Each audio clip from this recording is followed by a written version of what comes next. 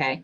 All right. So yes, let's get started. Good afternoon and good morning to those of you joining us from Eastern and Pacific time. I think we have a few people from Pacific time, so thanks for coming over. And I want to welcome you to our first virtual and our 15th annual International Student Conference. And this year's theme is statelessness. So we're excited to have you here after postponing for 1 year because of the pandemic. Again, for those of you who don't know me, I'm Teray Lundy. I'm one of your conference organizers, and I'll be leading you through this day. So we have a jam-packed schedule today, but I want to take a moment to first thank Dr. and Professor Ruchi Anand for organizing and leading us through these conferences for 15 years, since 2006. So thank you, Dr. Anand. Thank you so much. And also thank Tiffany Sparks, our academic coordinator and tech wizard. Without her, we would not be here. So I just want to pass it over to Corentin, who's going to say a few words about our guest speakers and what's happening for the day. Corentin?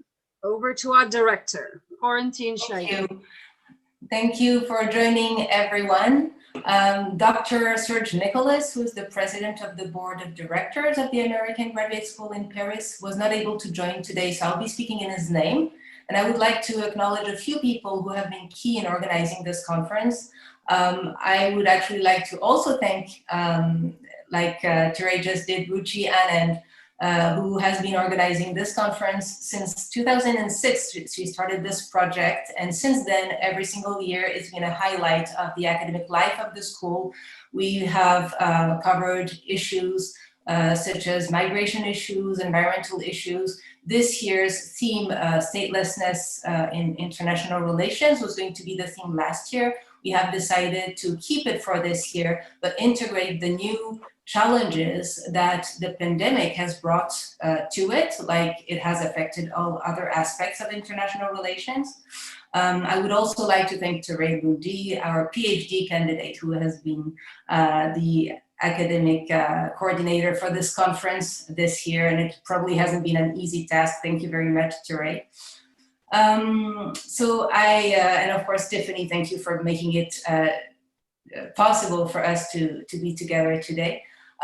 So the speakers that we have with us today are Dr. Marcia Grant, who in fact was the former dean of the American Graduate School in Paris. And then that has in fact largely contributed to taking us where we are today. And it is in some way thanks to her that we are here today as well. Thank you very much, Marcia. Our keynote speaker, Dr. Maya Rockymore-Cummings. Thank you very much. I believe that you've all received the bios of each of our speakers, so I will not go on, but I would still like to acknowledge everyone. Thank you to our panel moderators, Ambassador Michael Einek and Ambassador Dominique Dreyer. And thank you, of course, to all of our speakers who are joining from across the globe today. So thank you and have a nice conference. Thank you, Corentin. And finally, I want to mention that we have Patrick Awuah here. He's the editor of the Journal of IRPD, and will be available via chat if you have questions about getting published in the journal. So as far as logistics for today, I just want to remind you that we are live streaming on YouTube. So if you're uncomfortable with your image being shared, you can go ahead and turn off your cameras now. And at this point, Tiffany will begin recording. In the interest of time, we want to make sure you place your questions in the chat directly to me or Professor Anand, and we'll send them over to the moderators to have them answer questions at the end of their panels. And again, we mentioned that the bio speakers are already sent out, but if you have additional questions, you can put a question in the chat and we'll make sure that the people that you are trying to get in touch with will give you their information, okay? And overall, our agenda today is 2 panels with a 15-minute break, followed by our keynote speaker and some final words by Professor Ruchi. So without further ado, I'd like to pass it over to Dr. Marcia Grant.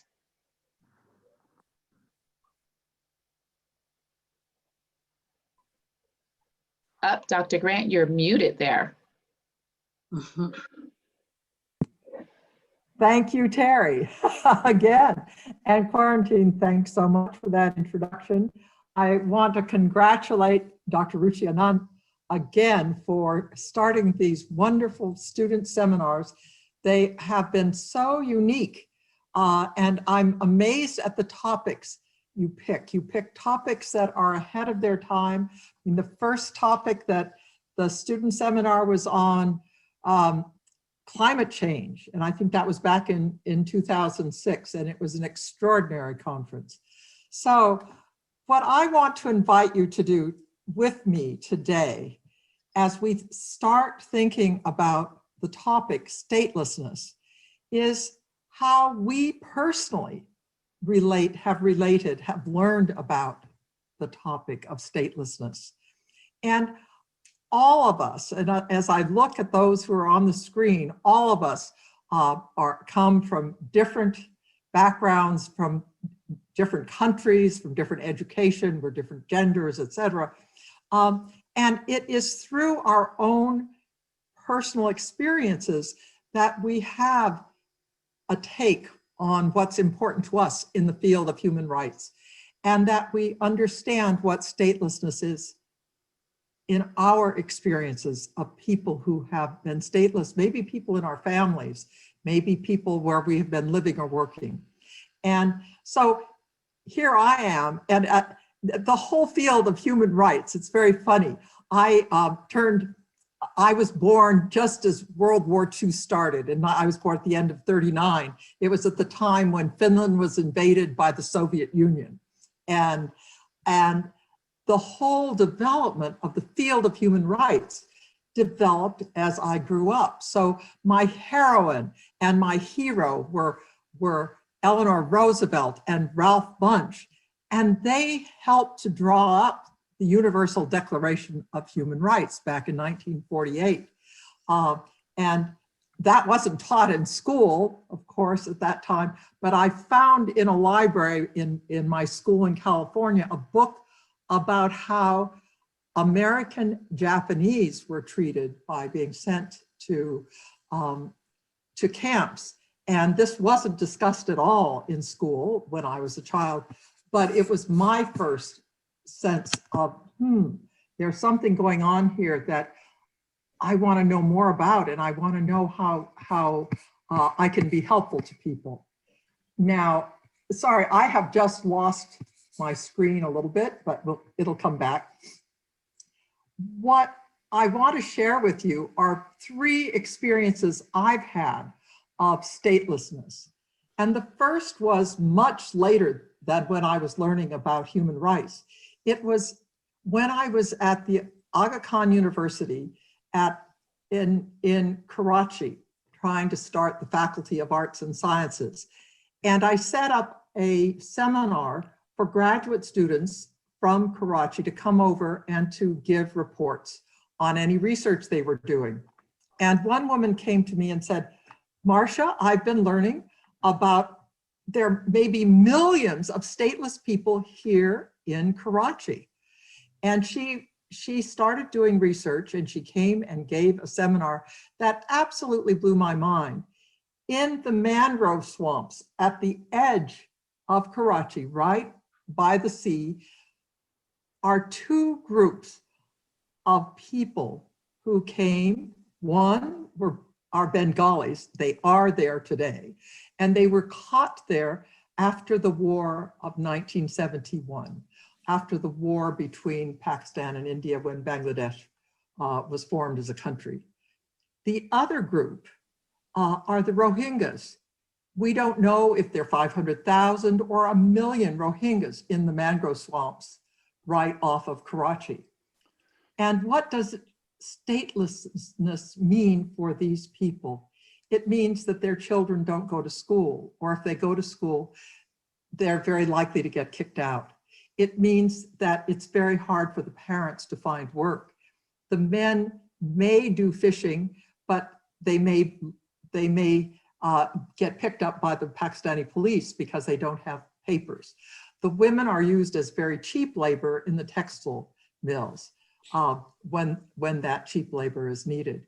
So this was my first and shocking experience and introduction to statelessness, of which I was totally unaware when I was working at Aga Khan University. The second experience I had was when I was at Ashesi University in Accra, in Ghana.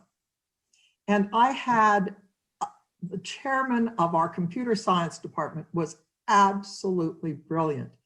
And he started a project whereby he took tablets and helped rural nurses in our region in Ghana to put down all the health records of villages on these tablets. So if they went to give inoculations, this would all go into the tablets.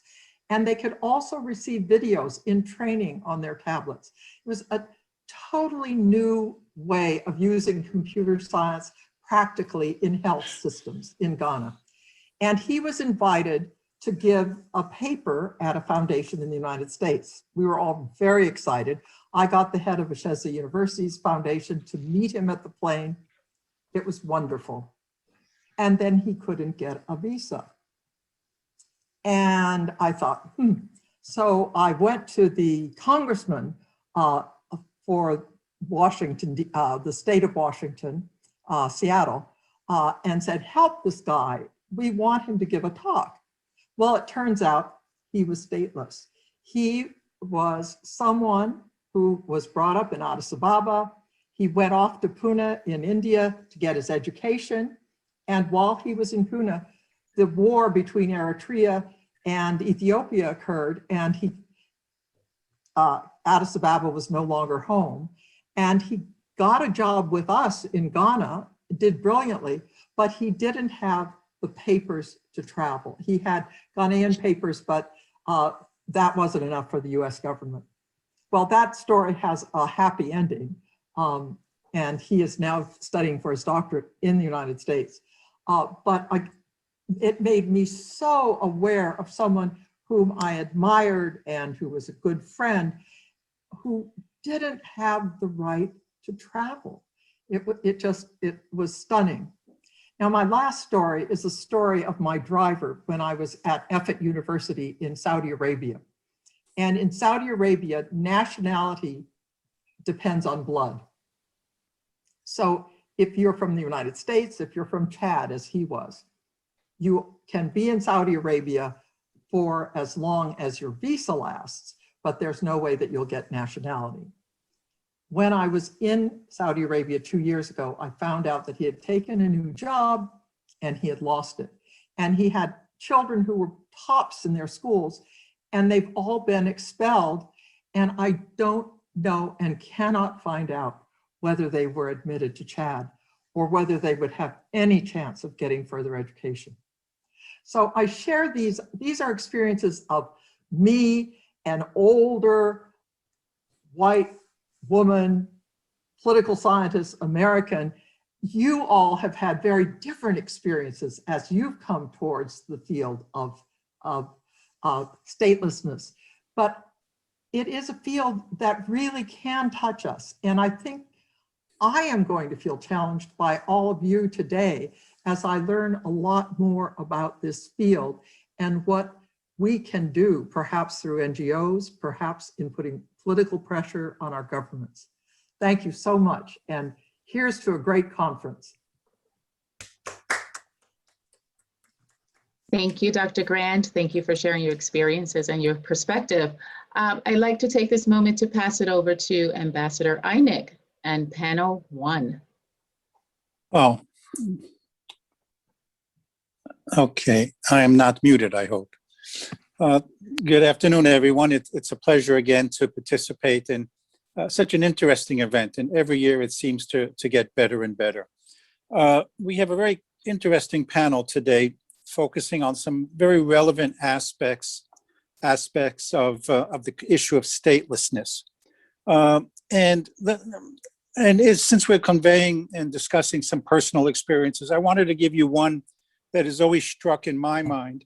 As many of you know, I've lived many years in the Soviet Union, or in Russia as it's now called. And in the old days, when I was at the US Embassy, we had one individual who actually was born in the United States, but his family took him to Russia in the 30s when he was a toddler.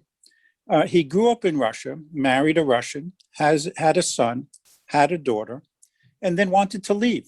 And they refused to allow him to leave because they did not consider him an American. And we even gave him an American passport, which the Soviets did not recognize. But eventually he did receive okay to leave. He took his wife, his son's wife and their child, and proceeded to the airport, got on the plane. And before they got on the plane, as was the case there, they had to turn in all of their Russian documents. They were no longer Soviets. In a sense, they were stateless at that moment. On the plane, the KGB came on and said, well, you and your wife can leave, but your son and his wife and their child have to stay behind because they are not yet eligible to leave. They're not Americans. And they don't have derived citizenship like your wife does. So he said, well, if that's the case, I'm getting off the plane as well. When they got back to the airport lounge and they gave him his papers back, he refused to take them. He instead, I am going to be stateless as an act of courage and bravery, and in fact, of human rights. And he lived for another 5 years in the Soviet Union without any papers until he was eventually able to leave. So these people are not just names on a list. They're not just people who have names we can't pronounce. Some of these people are very real people and very courageous people. And in our panel today, we'll start off with a very interesting and relevant presentation on the issue of statelessness and COVID-19, which is actually a very relevant issue. When I read the abstract on this, it struck me that in dealing with COVID, the goal is to have herd immunity. Now, the very issue of statelessness challenges someone's definition of what is the herd. It's not a political definition in this case, since it's a medical definition, but it clearly challenges the concept of who, the we and the them. And presenting this lecture today, we have one of our star students, Toby Achuduma. Toby received her PhD last year, if I remember correctly. I was on her dissertation panel and jury. She is a hard charger. She is a rising star. She is already writing in journals. She's a voice that we will be hearing from a lot in the future. So let me turn it over to Toby for the presentation. Thank you. Good afternoon, everyone. I hope you can hear me clearly. Could you turn up your volume on the computers all the way cranked up, Toby? Okay, can you hear me now? Yeah, better, much better. It's better. Okay. Okay, good afternoon, everyone. My name is Toby. Thank you so much, Ambassador Ainik, for that introduction. I'm going to share my screen now so that we can follow the presentation.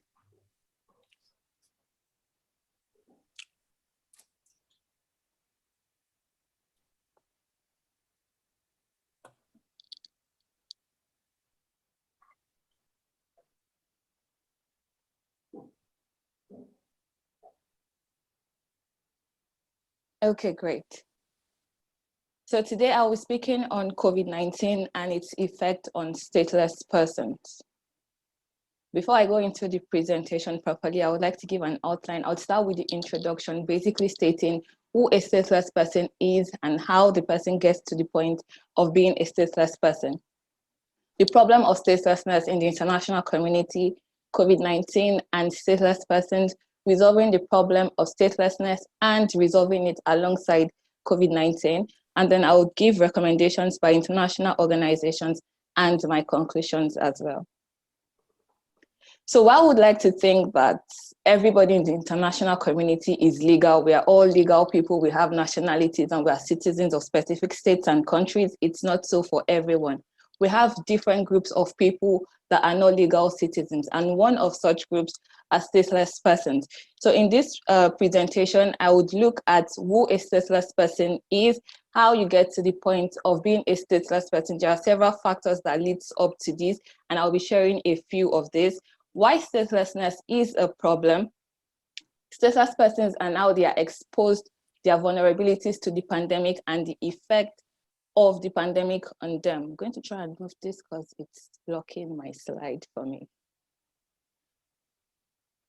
Okay, so who is a stateless person? According to the United Nations Refugee Agency, a stateless person is a person who is not considered as a national by any state under the operation of its law. Now, this definition has been accepted by several countries in the world. Most countries in the international community has accepted this definition and they live by it. Problem is because different states confer nationality on citizens differently, they relate to this definition of a stateless person differently. So while this is binding on all countries, on all states, it is not related to in the same way by everybody. So several factors leads up to a person getting to this status in the international community, one of which is when a person is born into a territory that does not recognize people being born into the territory as citizens. So while there are some countries that would confer nationality on a child when it's born on their territory, there are some countries that do not do this. So people that are born by refugees in a country or in a state that does not recognize this become stateless people. Aside from this, there are other factors, one of which is refugee status, as I have said. Not all refugees are stateless people, but some refugees are recognized as stateless people. Another factor that contributes to a person being seen as a stateless person is in the case of state succession. So when a state, a small group of people decides to leave an entire state and form their own state, this state has the right to define how it wants its citizens to become citizens. If a particular person or a group of people do not fall into the category of people that should be recognized as nationals or citizens of this country, then these people become stateless. And the final factor that I would want to look at as a cause of statelessness in the community is when a person or a group of people have their nationalities revoked by a state due to legislation, laws, or discrimination based on ethnicity, race, or different reasons that could be given by the government, which has the right to do so. So how are stateless persons vulnerable in COVID era? One of the major characteristics of a stateless person is that they do not have legal status. So they are not recognized by any country or any state. They are not seen as citizens or nationals of anyone. They are not accepted. They do not have proper documentation, and they are therefore just seen as people living in the state illegally. Because of this, they are excluded from several fundamental human rights. They are excluded from healthcare. They are excluded from education system. They're excluded from the right to speak. They are not recognized. They do not have documentation, and so they're excluded from so many other things that could help and would benefit citizens of states and nations. They are also excluded from the relief packages that international organizations have made possible for victims or people that are suffering from COVID-19 or people that are not able to take care of themselves in this pandemic, because the pandemic has wrecked a lot of families in developing countries and even developed countries. For these reasons, because they do not have proper documentations and they are not recognized, they are excluded from these relief packages, which some states and countries use as an excuse to not help everybody in their states. So stateless people become more vulnerable to this because the one basic tool that they need to access healthcare, the one basic tool that they need to access proper sensitization, to be exposed to what is going on in the international community, they do not have this. So they remain stateless because aside from the fact that they do not have the legal documentations that they need to get help that they want, they are also afraid of being deported or sent back to places where they are worse off than they are currently in wherever state or country that they are residing in. So because they do not have this, they are excluded from the protection of the state, they are excluded from the care that citizens are entitled to, or the help that the citizens are rendered from international organizations or even civil organizations. So how does this affect stateless people when it comes to the pandemic and when it comes to COVID-19? Because most of the healthcare, most of the help that people are rendered in this period is based on documentation. They are not able to get this. They are not exposed. They are not allowed to get tested because you cannot present your documents before you get tested. So because they have no documents to present for this, they are excluded from this. So a stateless person could have a severe case of COVID and cannot rectify or cannot even find out if that is what is exactly going on with them, because they are afraid to walk into hospitals, afraid to walk into health centers for fear of being sent back or deported or whatever is the penalty that they are going to get for being illegal citizens in a state. So because of this, they continue to remain stateless, and then they are not exposed to the care that they are supposed to get. So prior to the pandemic, the vulnerabilities of stateless people has been exposed by international organizations. The 1948 Universal Declaration of Human Rights clearly recognized that there are people called stateless people, and they are vulnerable to how international communities relate or regard them in the global community. There is also the Convention relating to status of stateless persons, 1954 and 1961, which also talks about the reduction of stateless persons in the international community. So these people have been recognized, and their vulnerabilities has also been recognized by the international organizations.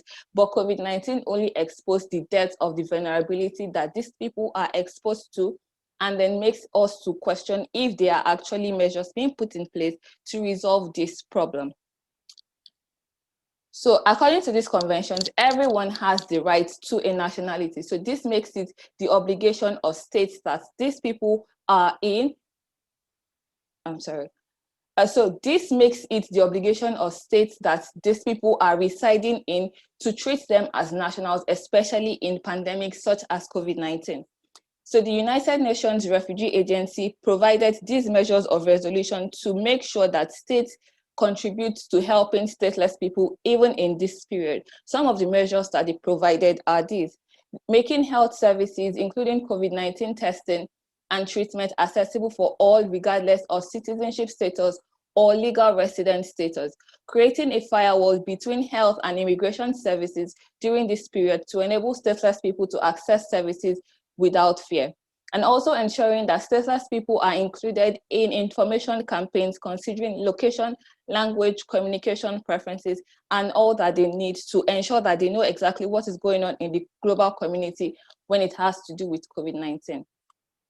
They, however, did not exclude the fact that these people are still going to be recognized as stateless people, and immigration laws still has to be put in place to ensure that they still have to prove legal proof of identity and entitlement to nationality when they want to process their nationality in the state. Also refraining from placing stateless people in pre-removal detention and considering the release of those detained for reasons related to their stateless status.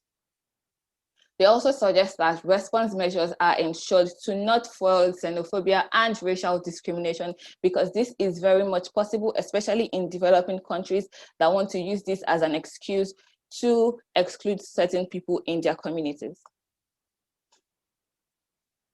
So while all of this is said and put in place, it still has disadvantages for stateless people. So my recommendations would be for governments to recognize that statelessness is a problem that needs solutions, and not just solutions that they would put in policies without doing anything about it, but actually going on the field and making sure that these stateless people are helped when they need help. More discussions and awareness should be created and included in policy debates and decision-making process, training and building capacity, not just for individuals, but for also government officials to know that there are people called stateless people that need help and should be put into consideration when thinking of measures to contain and curtail the problem of COVID-19. Governments will also use this as an opportunity to review their immigration and asylum procedures and not just exclude these people from receiving healthcare and receiving education systems, but to make sure that even if they are not recognized as nationals, they are still able to receive basic needs that citizens are exposed to. So in conclusion, while statelessness has been a long existing problem, it has only been brought more to the forefront because of the pandemic. If we are going to actually fix the problem or cure the world, the global community of COVID-19, is not going to be because we only focused on citizens that are recognized in their states, because we are also open to being in contact with people that are not citizens, people that are not recognized as nationals. So even if you benefit from healthcare, if you benefit from being tested and getting a vaccine for COVID-19 and your next door neighbor doesn't have it because they're not stateless, we are still exposed to the problem that is COVID-19. And so for us to properly contain this problem, everybody should be put into consideration and not just legal citizens. Thank you. Toby, thank you very much. Let me ask a quick question before we move on, if I may. In your research, have you come across any countries that have, in a sense, used the opportunity or the challenge of COVID to even temporarily change the rules and as it deals with stateless people and, for example, healthcare? Has anyone risen to the challenge during the crisis, so to speak, that you're aware of? I haven't come in contact with particular countries that have done this. They've only used the problem to make sure that their barriers are tightened more, and to ensure that if you are not recognized as a citizen or a national, then you are not supposed to get the care that you need in theirs. So it's basically like them saying, if you are not a citizen of this country, then you cannot get the care that we're giving to our citizens, even if you're dying of COVID. Oh, okay. Thank you very much, Toby. Appreciate it. Our second presenter, and it's an honor to have him with us today, is Fabio Massimo Bagtaglia, who is currently a PhD candidate at the Lisbon Global School of Law, focusing on international law and climate change. He's also a visiting scholar at the Max Planck Institute for Comparative Public Law and has a master's in law with merit in international environmental law at the University of Kent. Fabio will be talking today about climate change and statelessness and international law. And this is an extremely interesting subject because it deals with the ultimate nature of statelessness when your country, in fact, might just disappear. When the actual space that your country occupies no longer exists, does the relative space or the relational space then continue to exist? And we'll deal with some of those issues as we move to the third presentation. But I'd like to turn the floor over to Fabio for a discussion on the climate change implications of statelessness. Fabio?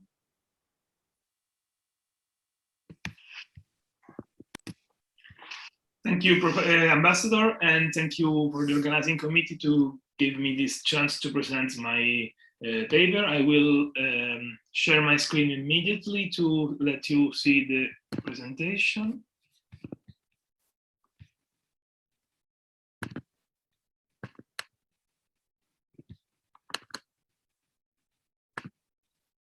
Okay, do you see it? Perfect. Yes, we do. We see it. So, the title of my paper is Climate Change Statelessness, International Law in the Pacific Ocean. And it is now evident that sea level rise and climate change in general will highly impact communities and people around the world. Sorry. Yeah.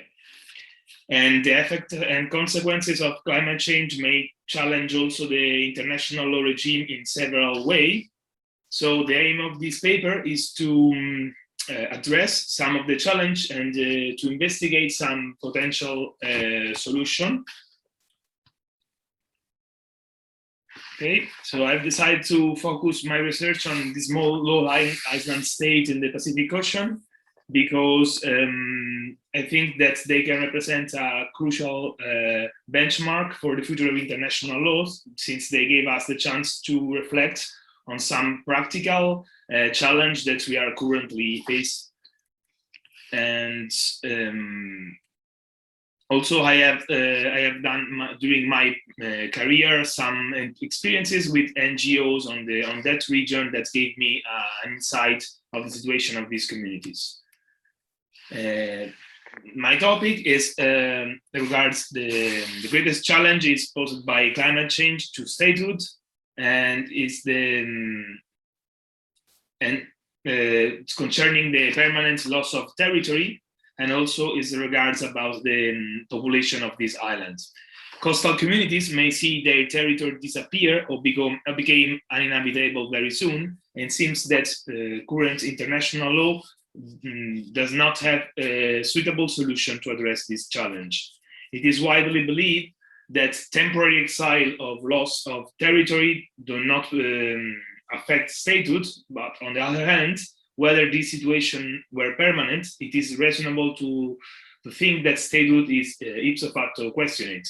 In this perspective, it is extremely important to evaluate in advance how this issue can affect the international law system to prevent the harmful consequences of statelessness situation. So the first question of the paper is basically, is international law ready to face the challenge of climate change in that induced statelessness? And to answer this question, there was like subsidiary question: how can climate change impact the notion of statehood and sovereignty, and what legal implication will it have for the states and people affected?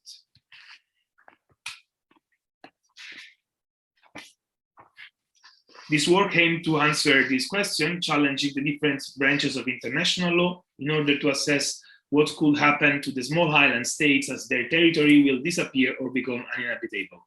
I think it's important to understand that there is not a situation like Atlantis in the whole myth. There is not a territory that is like disappearing in a few seconds and going under the sea. But the problem, it could be seen in few years that they can lose the vast majority of their island or atoll, and their territory has also their resources, natural resources, water and supply can be contaminated by the sea level rise, and this will let the communities of this land to displace and move to another place. So, to set a little bit the scene where we are, where this paper is focused, I let you some small information. So small island states in the Pacific Ocean are located in geographical areas that are prone to natural disasters like floods, typhoons, and strong storm. They are almost all developing countries or least developed countries with fragile economies, scarcity of resources, and high population density. The combined effect of sea level rise, ocean acidification, and increasing weather, disaster, and storm will menace the living condition of all these communities. This represents a new challenge to the international law because the disappearance of a territory is without any precedent, and the risk that population becomes stateless could really arise. But if we are thinking on statehood, so it was like some small information about how a state is considered. So the Article 1 of Montevideo Convention sets out 4 criteria of statehood that are defined territory, permanent population, effective government, and the capacity to enter in relation with other states. In the case of a small island state that I'm studying, the defined territory could disappear or become uninhabitable. So this situation led these states will no longer be able to meet one or more of these requirements, as for instance, no territory or no population inhabits this territory. So as I told you before, there is a strong presumption of the continuity of extinction state international law. But in the case that Pacific Island states cannot guarantee anymore the right to a nationality, and the acquisition of a new nationality is not granted by other states, the population will run really the risk of becoming stateless. To the extent that statelessness is foreseeable, efforts should focus on preventing its harmful effects on the population. The convention regarding statelessness are still poorly ratified, and current international law lacks in uniform practice to solving the issue of statelessness.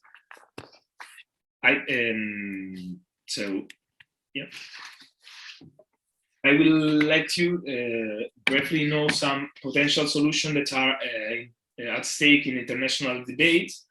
So the UNHCR state that to prevent temporary statelessness, the acquisition of a new effective nationality should be foreseen before the dissolution of the states, as also they suggest that the dual nationality should also be allowed, even if only for a temporary time. There are 3 solution proposals that a vast majority of authors are debating in the last decades, and they are still on the debate. And there are named as the cession of a territory, the en masse relocation of the population, and self-governance in free association with other countries.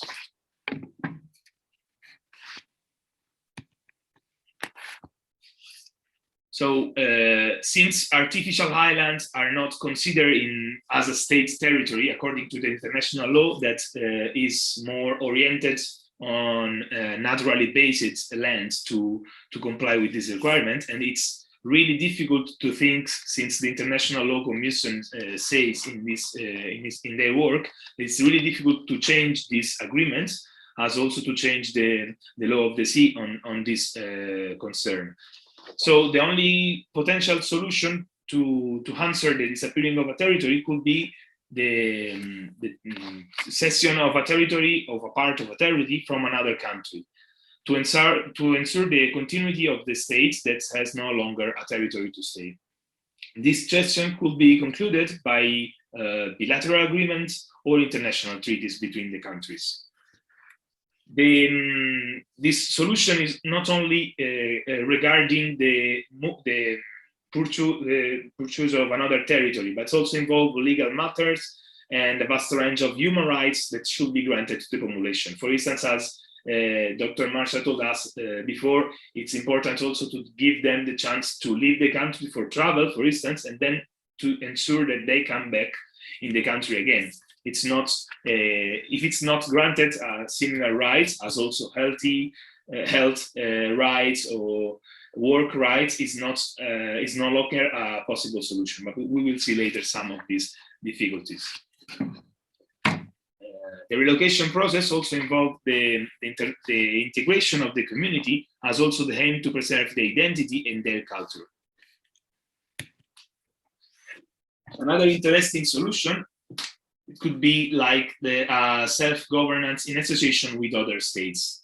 It could represent a good solution, especially for the small countries, as we are looking in the case of small island states in the Pacific Ocean. Small states can jointly act and overcome in this way together some of the difficulties they have. Some of these experiences are proposed, for instance, with the case of New Zealand and Australia, that can help some of the small island states that surrounding them. With this kind of agreements should be done with bilateral agreements that they can with bilateral agreements, these states can continue to be separate entities, and then in this way to preserve their identity, cultures, and tradition. Obviously, it means that the states as a legal authority, the independent states as a legal authority will cease to exist, but the notion of nation in a broad term could be preserved. This will, as I told you, with Australia and New Zealand, this could be easier when between the countries in such agreements. It will be easier if they have like strong connection already existing between them. On the other hand, it could be less appealing, for instance, for a country that have reached the independence only recently.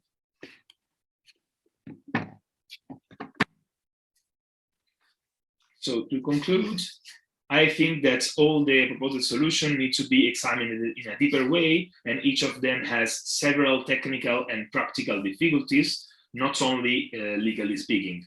It is difficult to implement this solution with soft law instruments, as it is also difficult to find agreements between countries on this issue.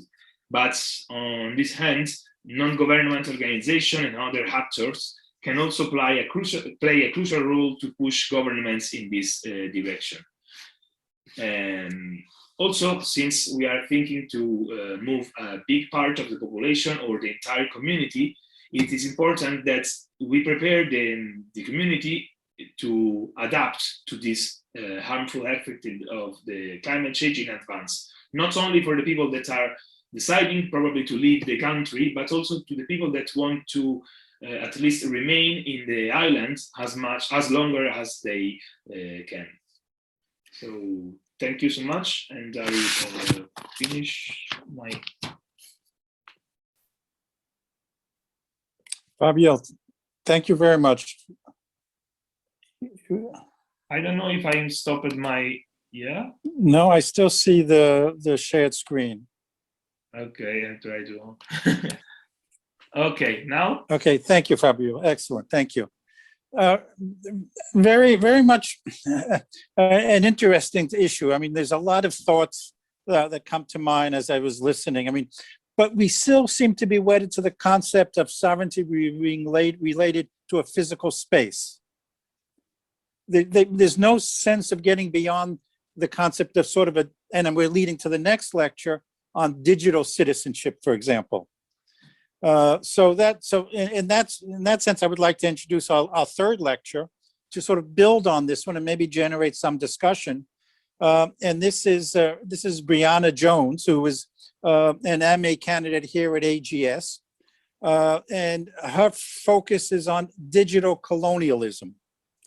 And I have to say, in some sense, this is one of the more disappointing issues that we have to deal with, because I remember when the internet got started, and in those days, it was a sense of freedom, of democracy, of openness. To talk about and have a lecture on the issue of the internet as an actor in post-colonial regimes, it seems to me that we've somehow lost something in what was the original purpose and what was the original potential of the internet. But I can't think of anyone more qualified to deal with such a complex and difficult issue as Brianna. She's been a student of mine in several classes. She is one of what I would say one of the best analysts and drafters and thinkers that I've seen at AGS, and I'm looking forward to this presentation. So Brianna, let me turn it over to you. Absolutely. Well, thank you so much for the wonderful introduction. This is an issue that means a lot to me, and even though we're all virtual, I actually find it quite fitting considering the subject content. So can everyone hear me, and can everyone see my screen? Yes, we can. Yes, all right, well, let's get into it. So statelessness and digital citizenship in relation to identity and nationality. So ultimately, I decided to speak today. I decided to speak today because the future of the stateless is imperative to explore from a digital perspective. So we are entering into an era of what I like to refer to as borderless geopolitics through digitization, and it's very significant to discuss what this means for those who are stateless populations and who are ultimately impacted by the digital divide. So what we see on the left is a little relation chart where we see digitization relating directly to identity, and identity relates directly to citizenship, which overall conceptualizes our rights. So we're going to go into some key terms. Some notions that I really like to get into are borderless geopolitics, because the internet has no borders. There's also traditional statelessness versus digital statelessness. It's very important to distinguish. And also, I'm personally very interested in the notion of biometrics and blockchain technology that is often used within e-identification programs. So what we're going to ultimately explore is what happens when digitization is applied to citizenship. So we've seen digital currency, we've seen biometrics used daily to carry us into the modern world. So ultimately, what happens when this is applied to citizenship, and how does it affect already stateless individuals? So India is a huge example of a very large and proactive and progressive e-identification program. It's known as the Adhaar Program, and what we see on the right is a general advertisement of the Adhaar Program. And what we see is the notion of always carry your Adhaar with you. So what I find very interesting about the melange of digitization and citizenship is that it's often relayed in a way that is identifiable and very familiar to us already. So roughly 1.2 billion people with digital IDs live in India alone, registered in the program, which ultimately only began in 2009. So it's very interesting because technologically, the logistics of the program works very well. The technology behind the system works for the majority of Indians, and that really takes me to one of my favorite theories, which is that of technological determinism. Now, what that theory tells us is that technology is inherently a neutral concept. All of our technologies are neutral until we assign meaning and purpose to it. So while it does work logistically, socially, we are seeing some issues in worsening of social structures that do already exist. So the idea behind the Adhaar program was to create a centralized system for the whole of India that would be reliant on one form of recognizable ID, which is very, very convenient and attractive, as opposed to old decentralized systems of birth certificates and ration cards, which are vulnerable to loss and damage. But what we see, unfortunately, is marginalized people and the rural poor who never received birth certificates being disallowed from school environments and from these EID programs because of not being able to prove their identity, firstly, in order to sign up for the Adhaar card, secondly. And then next is something that really fascinates me, which is the Estonia e-state digitization project. So they function off of a once-only policy, which ultimately dictates that no single piece of information should be entered twice. And what I find really amazing is the branding on their, what they call an e-democracy. So what we see on the top left is the brand of e-Estonia. What we see in the middle is their digital advertising. We see a digital hand. We see them relaying to us that they are going into a new world. And what we see on the very bottom left is an example of a physical digital e-card that you would receive from e-Estonia if you were to become a digital citizen, which is akin, in this specific case, 90% to physical citizenship as well. So what we see in that little yellow square is what you would stick into a computer, and it would be a one-stop shop for all bureaucratic purposes, which is fascinating. And then lastly, we have Kenya's identification ecosystem. So they function under a program for national IDs called the Huduma Namba, and ultimately it has national IDs, digital credit as well. So what we see within this is an increasing interdependence between the technological infrastructure that we see, and also politics and the legality aspect, which is very often not neutral at all, in contrast with technological determinism as a theory. But ultimately, in the case of Kenya's identification ecosystem, it's important not to forget the problems and issues that pre-exist in nation states, because they often extend into digital ecosystems that these nation states are attempting to develop. So what we see as a result of the Huduma Namba is exclusions of millions of minorities due to pre-existing corruption and conflict that exists within this specific nation state. So if we look at the images, on the bottom left, we see a woman having her biometrics taken to create a physical ID card, which we would see in the middle. And then on the right, we see more specifically, more close up, what information is included on their cards as well. So ultimately, my question is, are we going to see an emergence of a new form of statelessness? So we all have a digital identity. Your digital identity is ultimately the technological link between a real entity, such as a person, and your digital equivalent entity. So the digital divide is very real. It risks already vulnerable populations becoming ultimately unable to participate in the emerging digital world. And that's what we don't want as a result of digitization and citizenship combining into one. So more than likely, what we're seeing is government IDs being necessary to garner a digital ID, thus deepening issues of statelessness and the digital divide that already emerge and pre-exist. So as a result, we have a potential new stateless model and a new vector of oppression. So as a final word, statelessness should not extend into the digital ecosystem, and it's imperative to myself and my research and to all of us that technology is ultimately utilized to assuage persistent global issues and not to exacerbate them.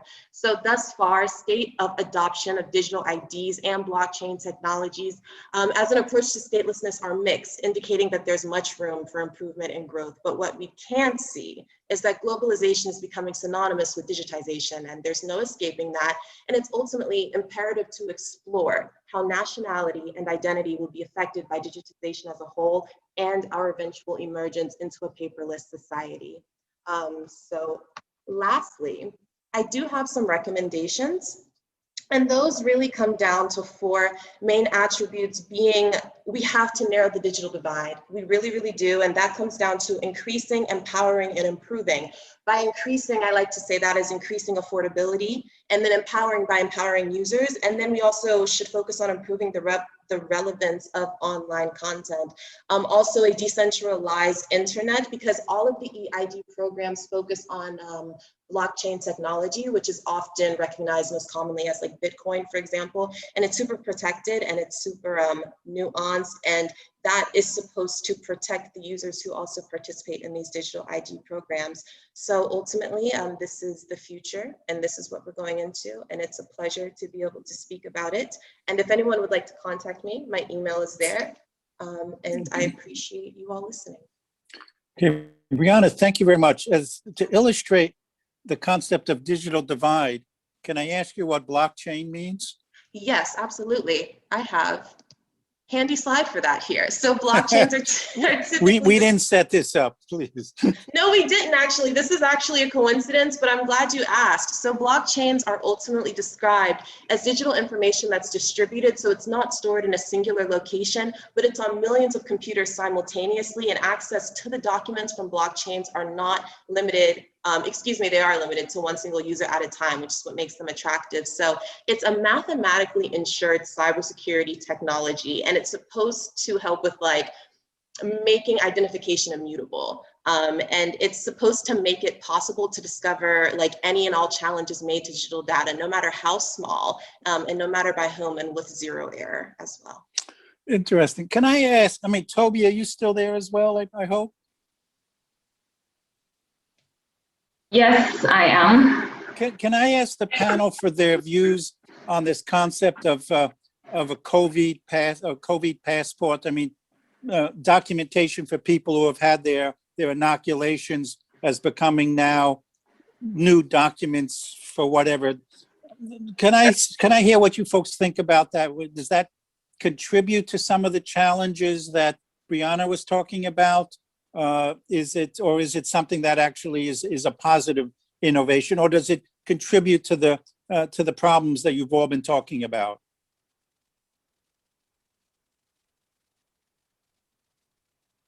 Anyone?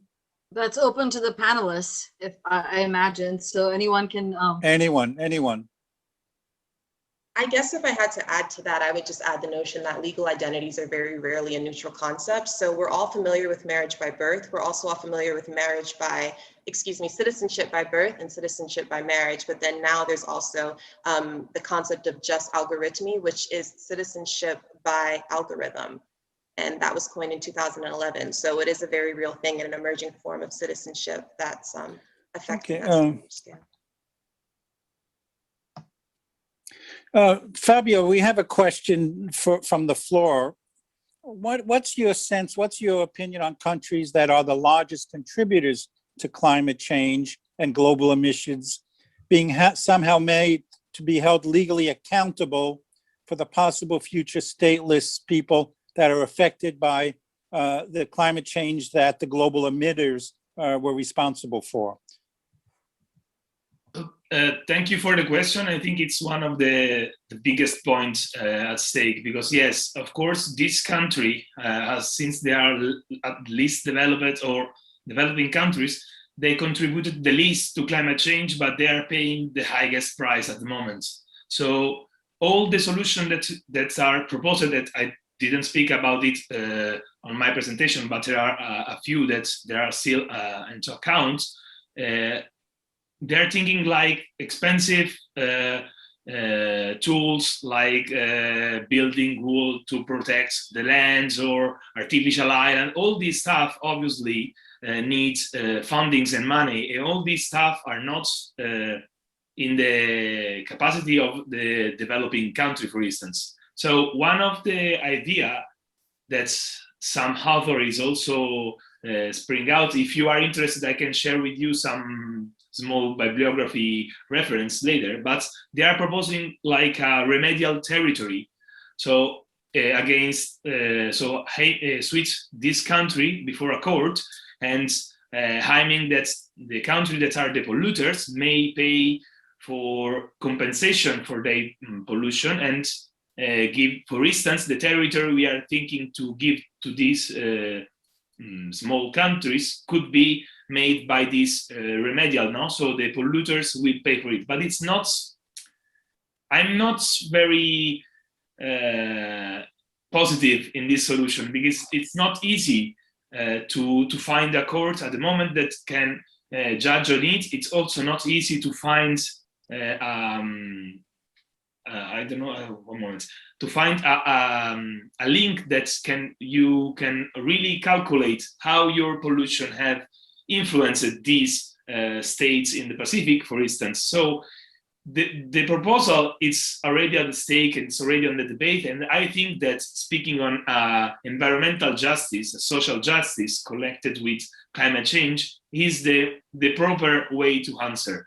But it seems to me really difficult to obtain some results in this way, because obviously country has to be forced by someone, but no one will force the country to do it. You have also seen how it's difficult to reach an agreement like the Paris one and made it into force, implement it. Also, if the governments are seems to agree this policy, then when we put this policy to practice, the streets, it's really full of obstacles to overcome. So I'm not really think that will be possible like this, but I hope yes. And also NGOs and the people can force the government to act like this.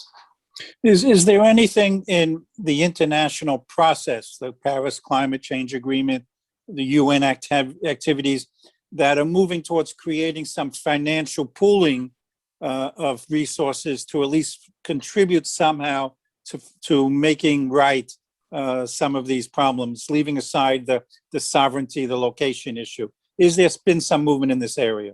Yeah, I mean, there is moving in this area, and also with the financial part that is accompanying climate change policies, it's a very strong part. Also, the aim of the country is to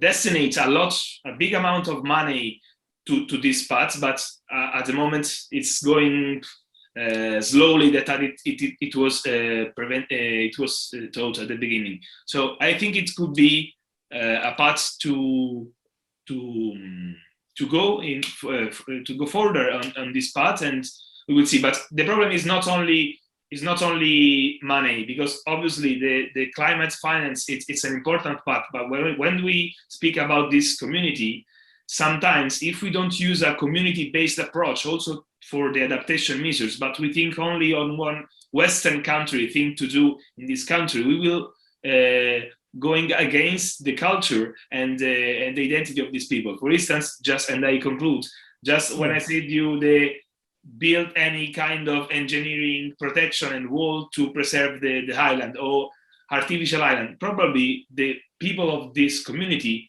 they don't feel this kind of solution as part of their culture, no? So I think that's moving more, okay, climate finance, but moving more on a community-based approach also for the adaptive measure.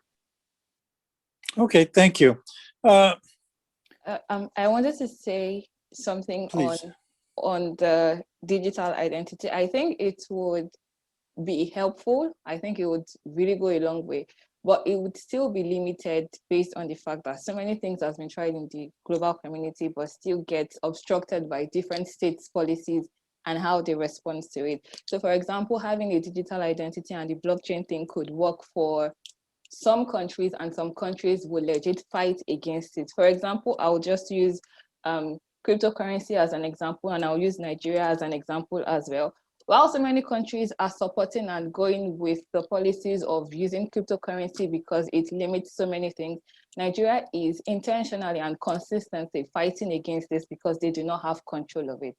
So while it would make sense for us to use digital identities, while some countries would accept it and would use it to fix the problem of COVID, some other countries would fight against it. And so it just depends on the policies of the government and what the government thinks is best for them and the state.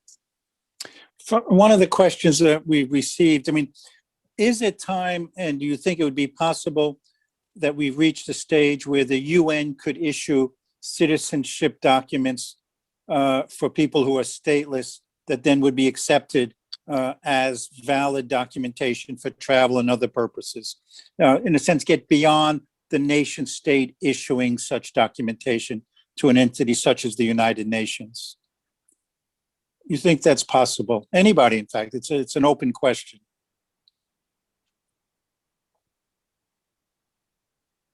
I think that would take away from the right or the authorities of states to issue out citizenship and nationalities. And that is one thing that the international organization, the United Nations in this case, is constantly fighting against, taking away the power from states to do certain things for their states, citizens, I mean. So yeah. I mean, is there a UN? Please, Ruchi, go ahead. Yeah, I mean, I guess this is not going to be pleasant, so I try not to jump in and be a pessimist here, but I think the answer to that is, for me anyways, no. And I don't really see that, you know, I don't see our readiness with trying to escape the sovereign state and all the mess that we've already made so far in the middle of a pandemic, where we're actually seeing the same power politics being played out as vaccine diplomacy and more of shutting down borders. So I don't really see that. Having said that, I'd love to, because the UNHCR sets their goal as 2024 to get their 10 goals that they set out a decade ago, you know, to come into place. So I think there's a total mismatch, but I don't think it's a surprise for anyone here on the screen, being IR students, that, you know, I don't really see the state at this point in the midst of a pandemic being able to shed the Westphalian. No, Ruchi, I think you're right. I mean, the pain of climate change impact is still not great enough to overcome these nationalistic tendencies. And the problem for civilization is by the time it is, when the pain is great enough, it may be too late. Yeah. And that's the challenge. I guess what I'm saying is it's already too late. Well, we're coming to our time, and I want to thank everyone. I want to go back to the beginning when Dr. Grant talked about how we relate statelessness personally, and for me, it's extremely personally, because both of my parents were stateless refugees at the end of World War II. They lived over 3 years in a refugee camp, and only then were able to come to the United States. My sister was born in a refugee camp, had no state documentation until she became a US citizen, and when she was 8 years old. And I remember, in fact, one of my first memories as a 6-year-old is going with her and my parents for them to become US citizens. My sister has never had a birth certificate, and the only documentation she had, the first piece of documentation, was her US citizenship. So statelessness appears where you'd least expect it. And it clearly was probably the major impact in my parents' reaction to it, and my family's reaction to it on who I became. So I think every family has such stories buried in it. It may be one generation, it may be 5, it may be 10 generations. But all of our families were built somehow out of this strive to become something rather than just being stateless. So with that, let me conclude and thank our panelists. I think it was quite extremely interesting. And we will now, I believe, move towards a break. And yes, then we will but before we jump onto that break, we have a very special guest that our very own Katie Pratt has brought along with her. Katie has graduated from the program already, but she's still very much a part of AGS. Katie, I'm going to go ahead and pass it over to you. Perfect.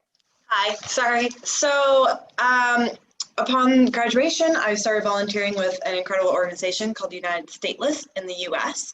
And so seeing as we're a conference about statelessness, I think sometimes we can look at this from a perspective that's incredibly academic and kind of a bird's eye view and talk about it, but sometimes it becomes more realistic or prominent when you are able to experience it from the perspective of someone who's experienced statelessness herself. And so with United Stateless, which is an organization that is run by stateless individuals in the United States, Karina has been so kind to agree to talk to us about her experience, as well as what United Stateless is working towards in the US and what the goal is. And so I'm going to pass it to her, which is super exciting. Hi, thank you so much for, hey, all right, sorry about that. Hi everyone, thank you so much for giving me the space to be here today. This is such an honor and privilege. My name is Karina Mbartsumian-Clow. I am a stateless person. I am a founding member of United Stateless, and I am also currently serving as the executive director.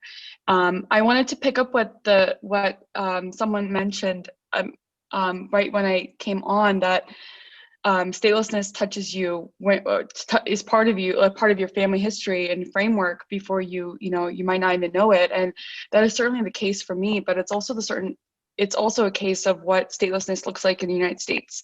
I want to first touch that statelessness in the US is something that has existed part of the US framework since the beginning of its founding, and right when people started coming to the US. I think the history is here. What is missing is recognition of it. There's a lot of arguments to be made and a lot of statements to be said about statelessness existing as part of enslaved people in the US, as people that were unable to prove their birth or where they're from, and completely being stripped of any type of recognition, citizenship, and human rights. And it's also existed, for instance, under the World War II, and when the Japanese internment camps, the US government denationalized Japanese ethnic US citizens. So this is an issue that's been happening here. It's not something that happens elsewhere. But to talk about my story, I wanted to say that for a majority of my life, I didn't know I was stateless. It's not something that was presented to me. My nationality was never screened for my asylum case. I came to the US from a country that did not exist anymore. I was born in the Soviet Union in the Republic of Ukraine. With Ukrainian nationality law, I was not eligible to be considered a Ukrainian citizen at the end of the Soviet Union, when the Soviet Union dismantled. But at 4 years old, my parents decided to leave because it was unsafe for me. I was born of Armenian and Ukrainian ethnicity. Towards the end of the Soviet Union, nationalism became rampant, and it became unsafe to be mixed ethnic race or minority in countries. My parents decided to leave, and we left. At 4 years old, my parents found opportunity, and we came to the United States border at 8 years old after traveling over like 2 different countries. And my parents sought to seek asylum, and we filed an asylum claim at 8 years old. I filed an asylum claim, and our asylum claim was denied 5 years later. And we were given final order of removal proceedings to self-deport. A country was never designated for deportation, which is a huge sign that the US government did not know if I was a national of any country. And my parents and I went to the Ukrainian embassy to get travel documentation at 13 years old. And that's when the clerk at the Ukrainian embassy said, well, we don't recognize you as a citizen. And that was really confusing for us because we did not know what that meant. I'm holding my Soviet birth certificate that states I was born in that territory, but they did not recognize it.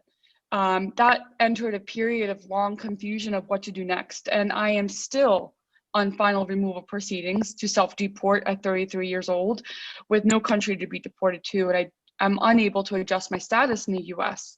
I lived undocumented. I've lived just unable to explain or find solutions through lawyers, because lawyers did not know what my status was, did not understand how you could just not understanding how you can't be deported was a huge issue. I also want to flag that in the United States, my race and my appearance also worked for my privilege. I'm not a target for ICE. I am not someone that ever is assumed to have immigration issues as a white woman with no accent. So that's an important detail here, because as I've come to meet other stateless people, specifically stateless people within my age and very similar story, they've had a very different experience than I did. And that's something that there's nothing I could do about it, but I think it's important to highlight that I did not fully understand my status until later on in my life when I met my husband. My husband and I were dating at the time. We decided we wanted to get married.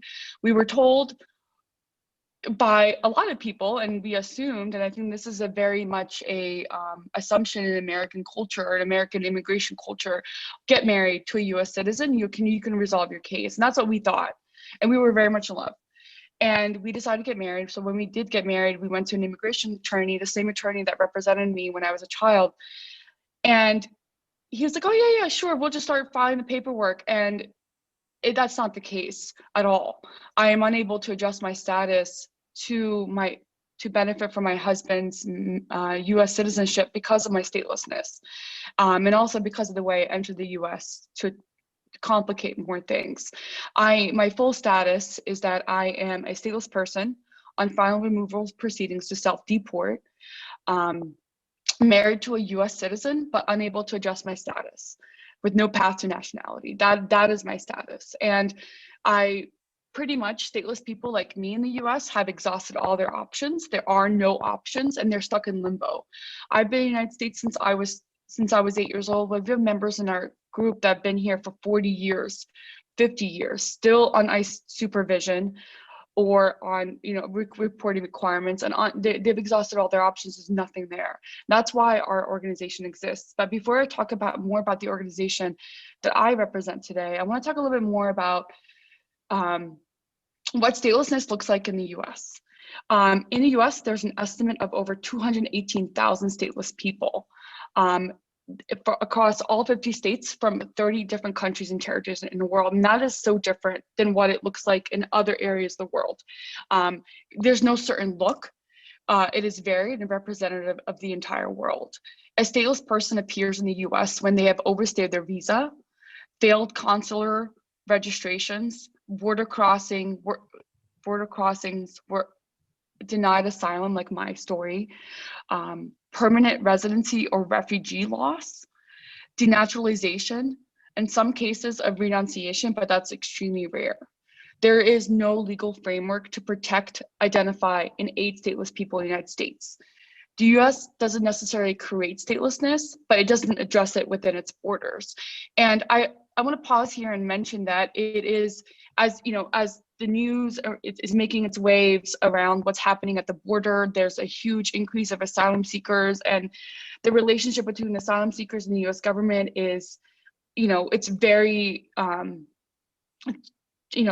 tumultuous. It seems like the Border Patrol has its own policy. We've been hearing cases of asylum mothers, asylum seeking pregnant mothers giving birth in the US are being deported with their child before that child is able to receive a birth certificate.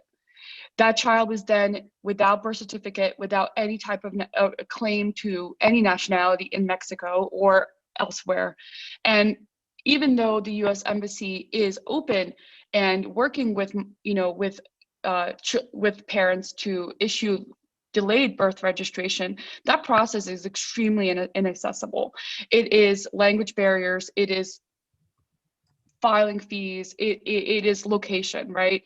So that is really alarming to us, and we're tracking it. We've become aware of that with organizations that we've come across, and I think that's important to mention. There are zero laws or policies acknowledging or addressing statelessness, although there are mention of non-nationals in some legislation.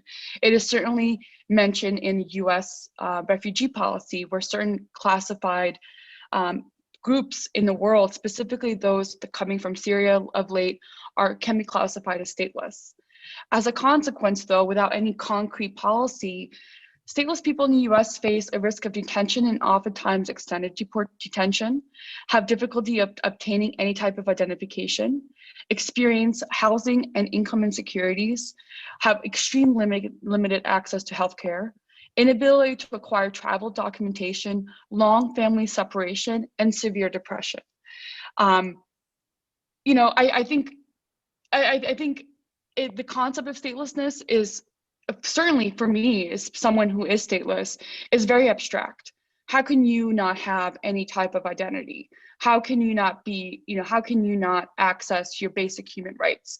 But the way the world is, the way the new world order is that your access to your basic human rights is precedented is by your recognition by a state. But recognition by a state, you're tied to a state. And if even living in the United States and living here for so long, I'm still not recognized of my basic human rights by a state, and added issues of not being able to adjust my status, but also not able to leave and live elsewhere.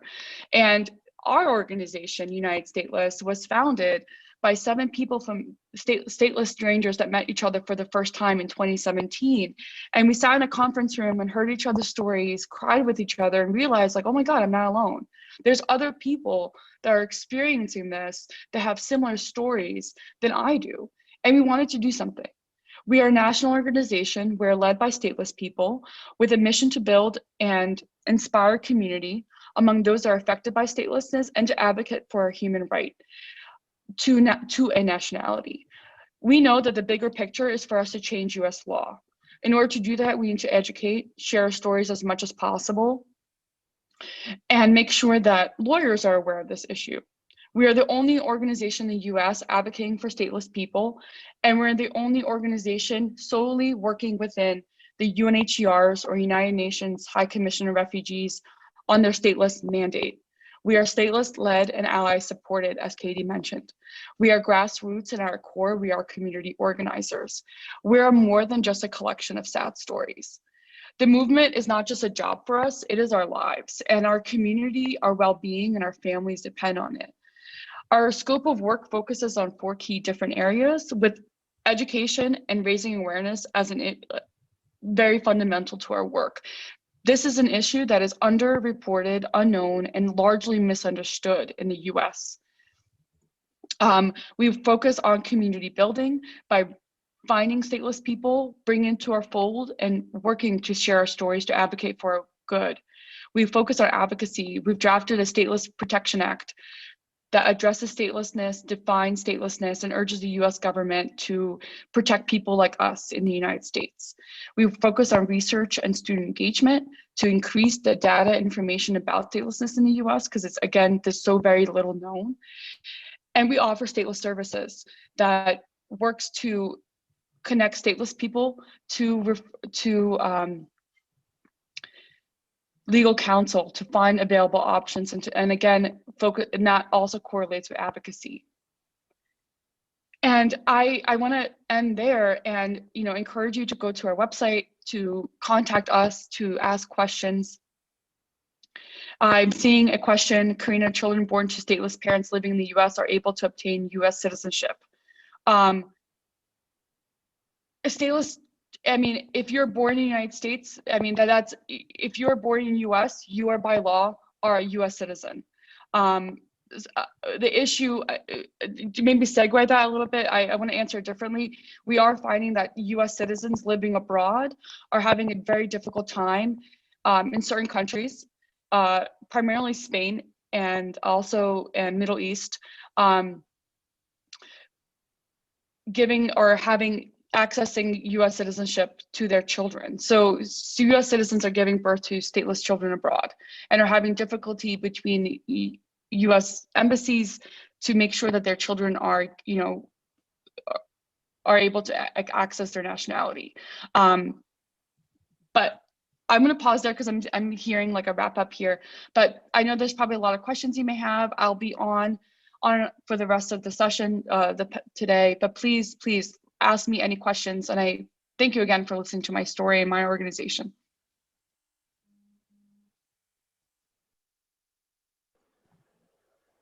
Thank you so much, Karina. Yes. Thank you for your perspective. Thank you for giving us another view of things and helping us understand that it doesn't just have one face. Everyone else, you can feel free to go ahead and grab your coffee. Karina's here to answer questions by chat, so you can continue to do that by chat with her. We're going to give this about maybe 8 minutes tops before we come back and start to work with the second panel. Thanks so much, everyone.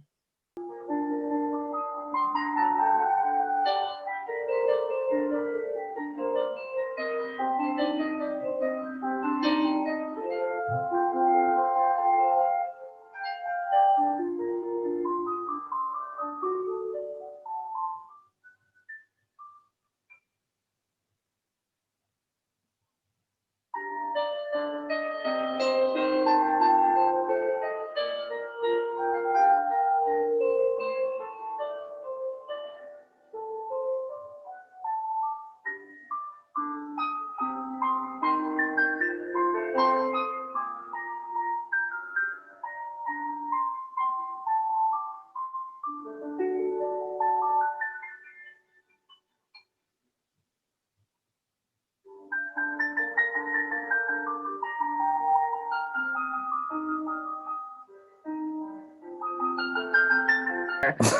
we're going to go ahead and move on towards panel 2. I'll leave it to you. Fine, yeah. Well, thank you very much.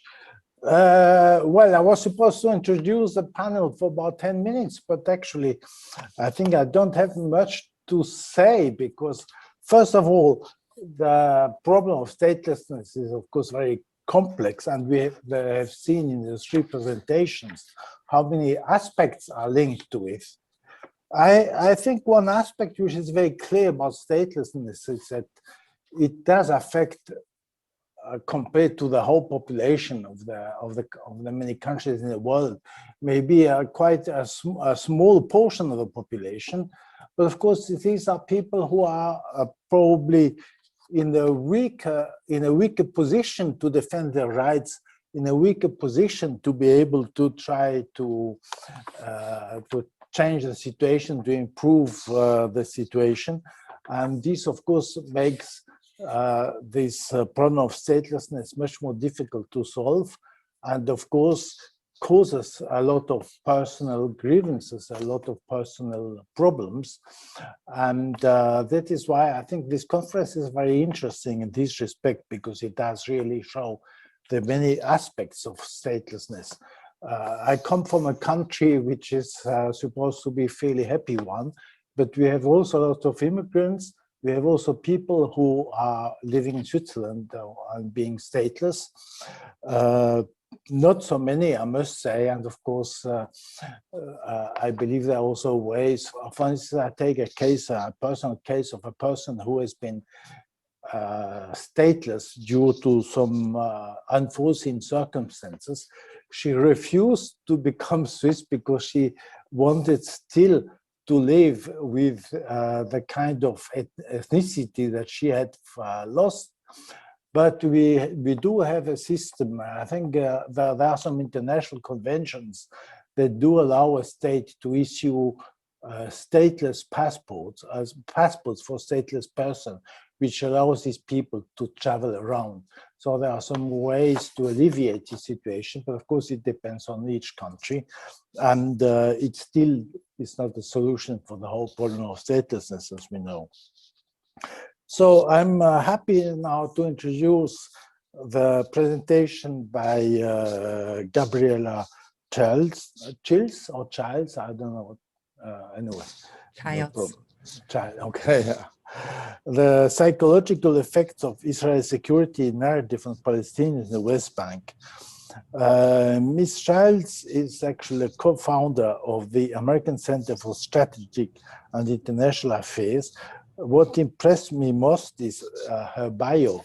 She has retired from the US Air Force and has been actually involved in very diversified experiences, very rich experience working with, among other things, with African countries, trying to build medical training programs there. So I think she has been very closely involved with this problem of maybe not only statelessness, but also migration and conflict situations.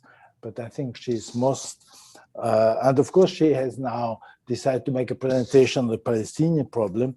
This is a very difficult problem to solve. Statelessness is, of course, not necessarily the main problem of the Palestinian and Israeli situation, but I think it is interesting to hear her to tell us the problem of Palestinians who are practically, they are supposed to have a country, but they don't have really a country, and on top of that, they are really prevented by physical means from really living in a normal country. So I give the word to her.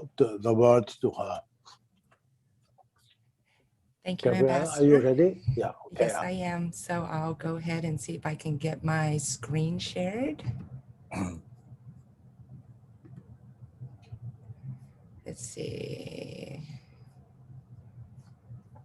So can you see my screen? Yes, I can.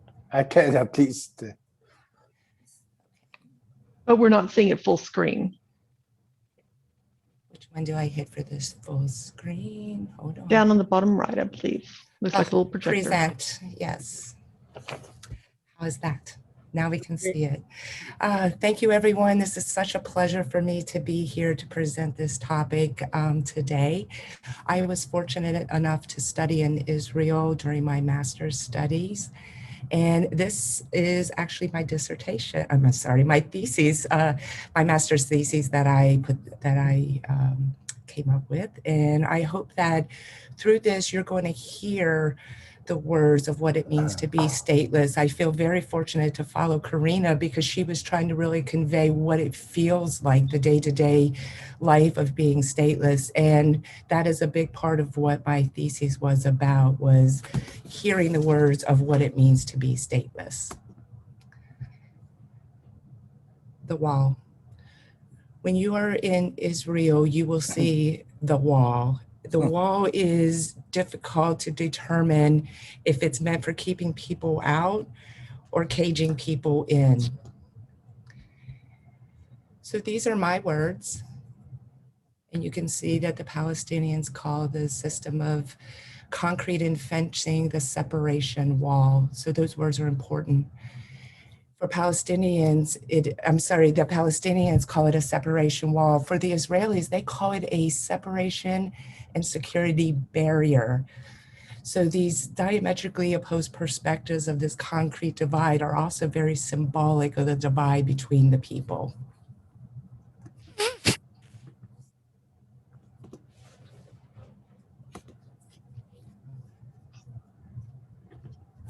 I can't get it to, there we go.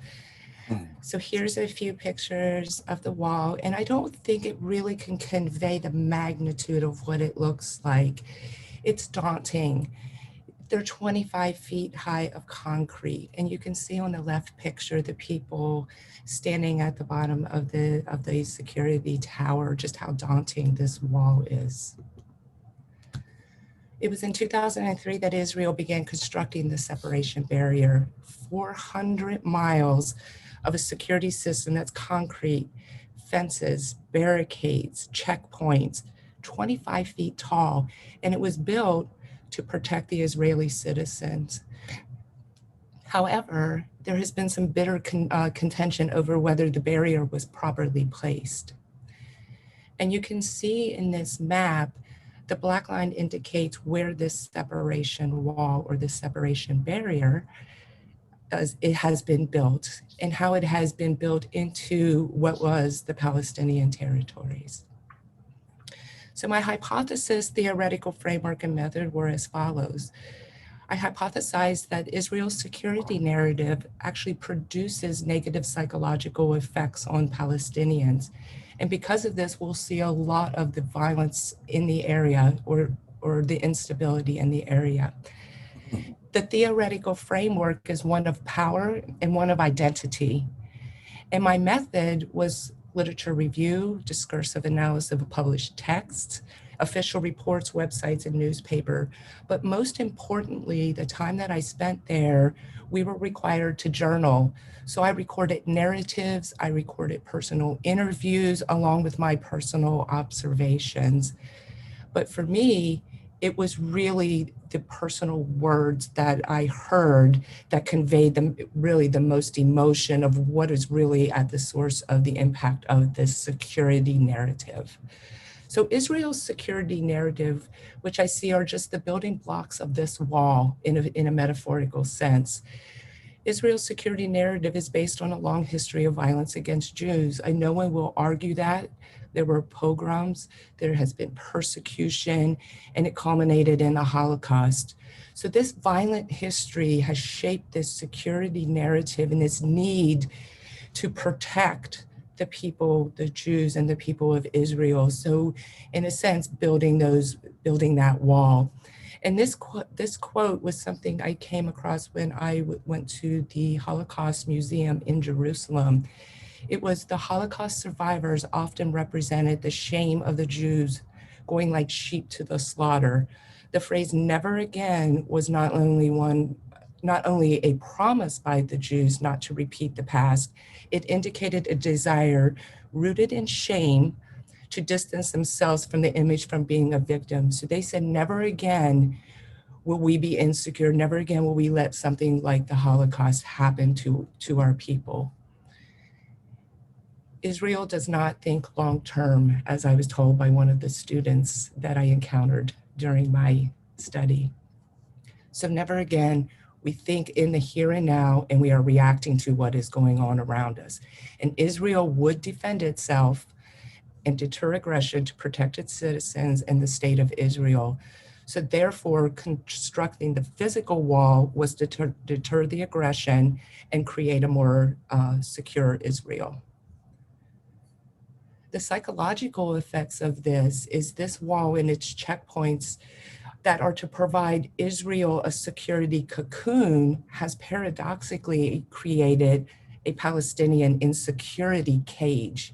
So this diametrically opposed view of this sense of security is shaped all throughout my paper and what I found to be present as in terms of the narrative there. So the Palestinian insecurity created by the wall and the checkpoints may actually impede Israel's security. It may actually be contributing to the insecurity and any progress towards conflict resolution.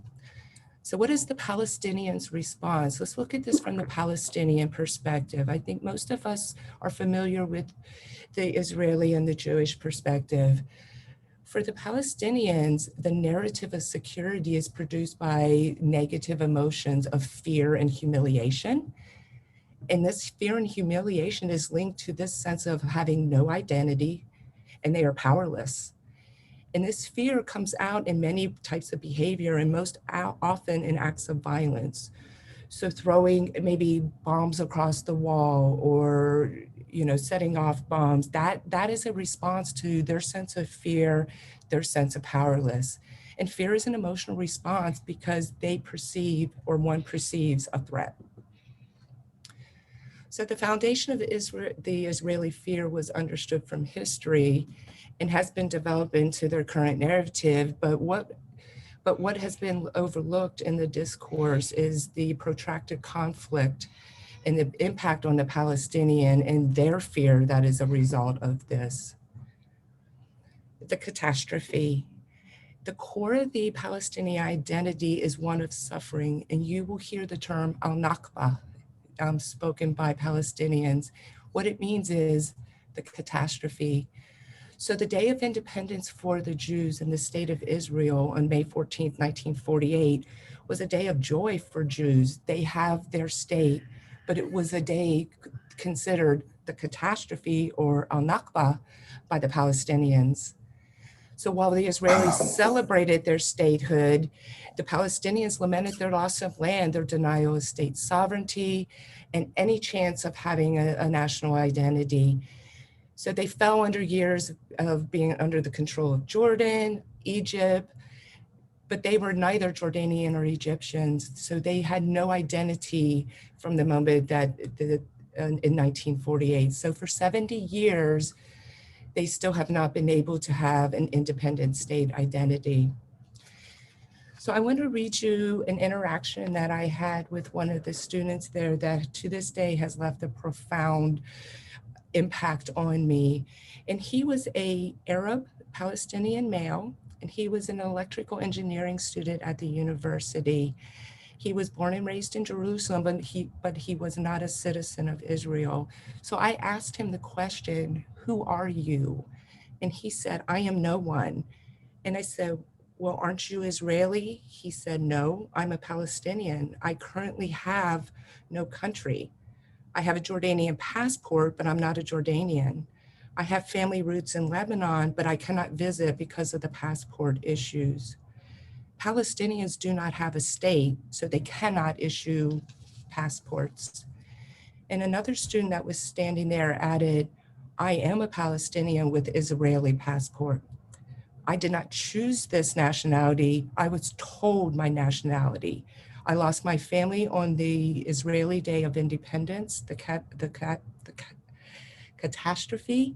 They celebrate and I hurt. And just one last slide before I wrap up is no state, no identity, no existence. And this is from the former Prime Minister Golda Meir in her interview in 1969 in the Sunday Times. And she said, there were no such things as Palestinians. When was there an independent Palestinian people with a Palestinian state? It was either southern Syria before the First World War, and then it was Palestine, including Jordan. It was not as though there were Palestinian people in Palestine considering itself as a Palestinian people, and we came in and threw them out and took their country away from them. They did not exist. So as I finished writing my thesis, the one thing that I came to realize is when the security of one people is more important than the security of other people, you in fact create conflict and insecurity in the region. That paradoxical effect. And until the security of all the people is of equal importance, that conflict will continue.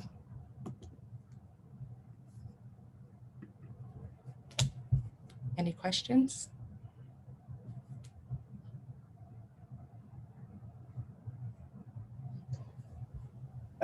My micro had been kicked off, so now so you can hear. So thank you very much for your presentation. Actually, I was working in the Foreign Ministry for about 2 to 3 years with our bilateral relations with the Middle East, because there was just one office for the whole Middle East. And of course, the major problem was actually the Palestinian problem. And I was very much involved with this, and I have, of course, followed this problem since then. And I think what you say, I mean, I would share your views about it as well.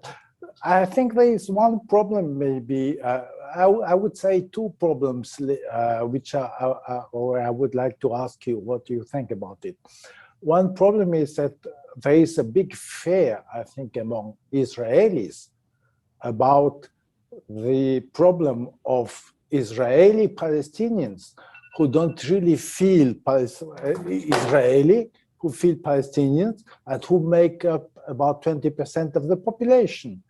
So I think this is probably one problem. And the second problem on which I would also have you ask you for your views is about what about a state that is based on religious identity when the religious factor, I mean, is diminishing in Israel just as much as it is in our liberal developed Western countries. That was something that we talked about, Ambassador. You know, is it a religious state? Because, you know, being Jewish is a religion, and it's also the Jewish state. So we did talk about that and what it meant for the region. But I wanted to go to the first part and some of the concern. When the partition, so to speak, came down and the state of Israel was formed, where you fell when that came down kind of gave you opportunities. If you were on the Israel side, you were offered an opportunity to become a citizen. If you were on the other, you did not. You were stateless. And one of the discussions that came up, you know, through my travels over there was concerned about what it means to have 2 states. You know what it means that maybe in terms of numbers, the growth of the population in 2 states next to each other, if they could they coexist? But also if they formed one state of Israel where they had the Palestinian territories combined and had just one state, the concern by some of the Jewish population was the fear of being outnumbered, that eventually the numbers of Palestinians may be more than those that are Jewish, and that concern of not being the most populous. And I think the fear that they may lose some of that power. I don't know if it was as much an identity as much the fear of losing the power and, you know, if they combined into one state. So that was discussed. There was just, I don't think anyone had a resolution other than I think 2 states would be feasible. The difficulty with that is Gaza is physically separated from the West Bank. You have to go through Israel to get to Gaza. So there could be no, when you did a second state, if you had a two-state solution, you have to figure out what you're going to do with Gaza that has no direct connection in terms of geography to the rest of the West Bank area. Well, thank you very much. I think we could talk about this problem Yes, at length. I know. It was tough to cut it down But into just part of this. Thank you very much to have been able to talk about the problem within the allotted time. Yes, next in line is the presentation by Ms. Kelson Peden and Simon Levin about graduates, about the hidden child, examining the effects of national reproductive rights laws on statelessness. And I think this is a problem that is probably much less known relating to the to statelessness, the effect of national laws on childbirth and on reproductive rights as they are formulated here. So Mrs. Levin and Mrs. Peden are both graduate students in Berkeley University, which is probably already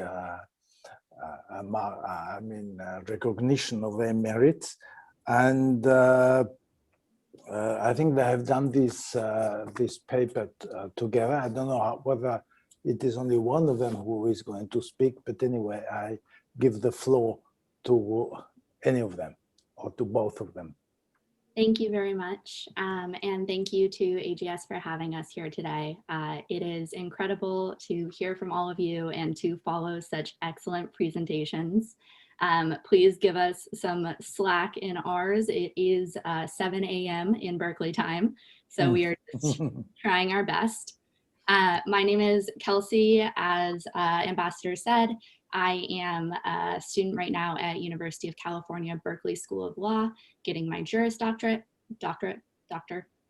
And last year I got my Master of Public Policy from the London School of Economics. I will pass it over to Simone, who will also be doing this presentation with me.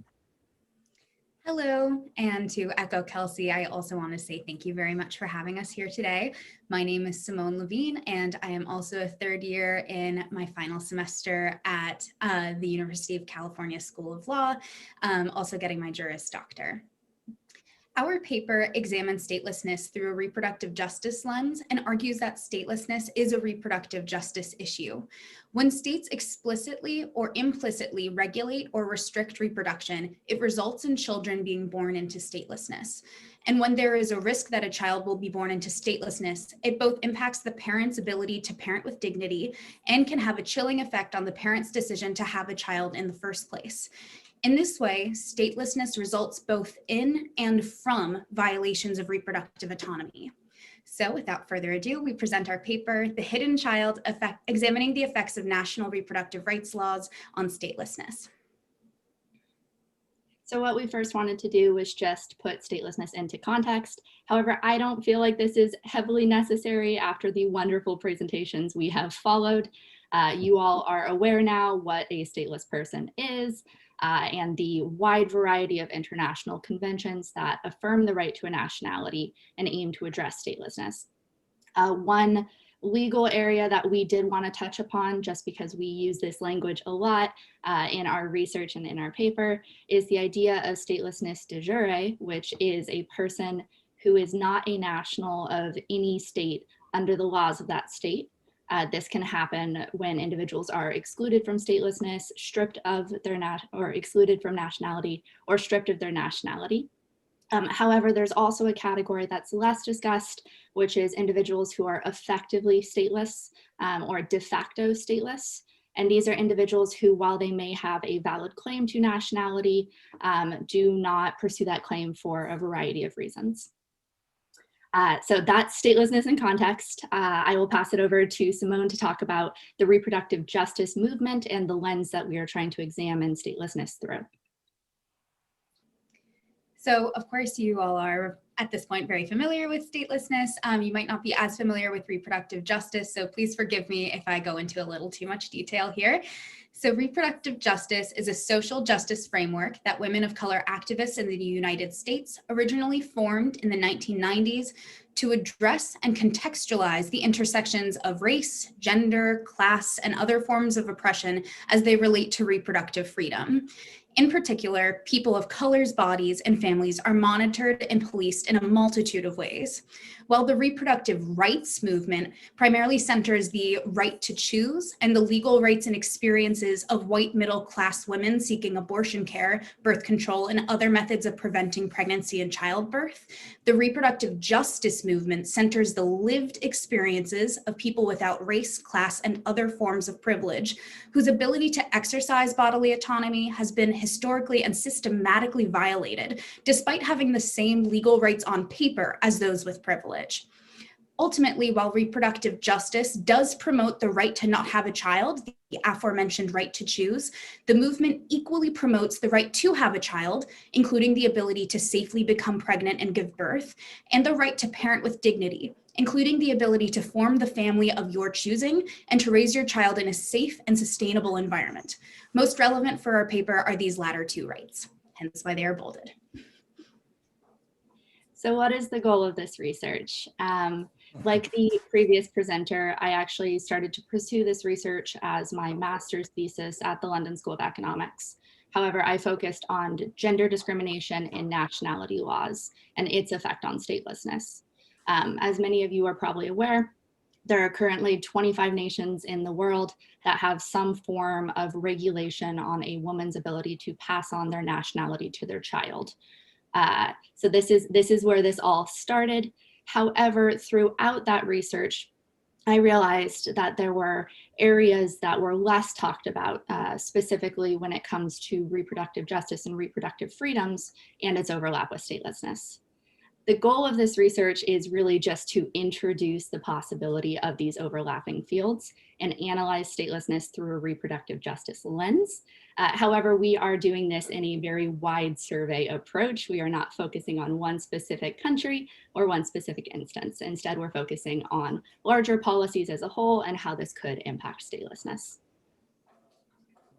So in researching this intersection of statelessness and reproductive justice, we flagged 3 types of policies that both create reproductive oppression and result in statelessness. These are, number 1, family limitation policies, such as China's one-child policy. Number 2, the lack of international consensus around inherited nationality and surrogacy arrangements. And number 3, marriage regulations that prevent inherited nationality due to gender, ethnicity, or religion. Now I recognize we have time constraints, so I am really going to fly through this, and I apologize for that. But as always, feel free to send us messages. We're happy to answer any follow-up questions as well. But the first area we wanted to discuss was child limitation policies. Child limitation policies are something that happened in a wide variety of forms around the world, starting largely in the 1960s, 1970s. This came on the back of this conversation around overpopulation and the idea that we are producing to a point where we're going to overconsume the world's resources. The main form of child limitation policy that people know, Simone used as the example, is the one-child policy in China. This policy, which was presented in 1979, limits families, with some exceptions, to having one child. Anyone who produces more than one child without a government exception is subject to harsh restrictions, fines, and in some instances, there are reports of forced abortion, adoption, and other violations of reproductive freedoms. This, through our research, we realized creates a problem of statelessness as individuals are unwilling to register their children for nationality if they will be punished for doing so. There are multiple instances of individuals in China who now live without recognition of the state, even though they were born to Chinese parentage and have a claim for nationality. So this is one really interesting overlap between reproductive freedoms and statelessness. The second area or second country that we focus on in this section is India. India has had a history of violating reproductive freedoms in the name of population control. The most notable was a 24-month period referred to as the emergency, where among other things, India created a forced sterilization program for men who had more than 2 children. While that has stopped after large internal and international outrage, there are currently 12 different states in India that enact some form of 2-child norm, which benefits families that have 2 or less children through farming subsidies or conditional cash transfers. However, there are also some states that punish families with more than 2 children by denying them access to government jobs or government programs. While there isn't as much information on how this ties into statelessness as we see in China, we believe these policies and this constriction of reproductive freedoms does directly lead to de facto or effective statelessness.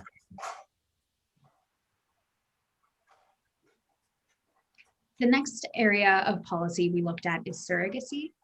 So a child born as the result of sexual reproduction between a married, cisgender, heterosexual couple generally will not have concerns about their legal parentage. There is essentially a universal assumption that a child born under such circumstances is the couple's child both biologically and legally. However, a child born outside of the context of a nuclear family, for example, a pregnancy that is the result of non-marital sex, artificial insemination, surrogacy, polyamory, or other non-traditional methods of reproduction, establishing legal parentage requires extra steps. Most relevant to our research are surrogacy arrangements in which there are multiple candidates for legal parentage, including any combination of a sperm or egg provider, sometimes referred to as the genetic parent, a gestational carrier, the person who carries the pregnancy to term, and any individuals who intend to raise the child, sometimes referred to as the intended parent. In the last few decades, international regulation of inter-country adoptions has risen, and the number of inter-country adoptions has fallen. And at the same time, instances of international surrogacy have rapidly increased. This increase in international surrogacy arrangements has led to a vital question of which of those individuals are legally considered the parent. And further, what happens when the laws of the countries where the contract, conception, gestation, birth, and intended location of raising the child take place are at odds with each other? So the lack of international consensus is particularly unclear with regard to inherited legal statuses such as nationality.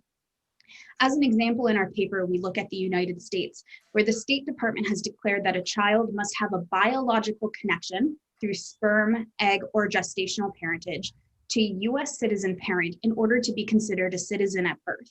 So even if the local laws in the country where the conception, gestation, and or birth occurs recognize surrogacy agreements and consider the US citizens to be the legal parents of the child will not be a US citizen without this biological connection. This procedure acknowledges potential misalignment between the country's policies on inherited nationality, and it creates a distinct possibility that children will be born into statelessness.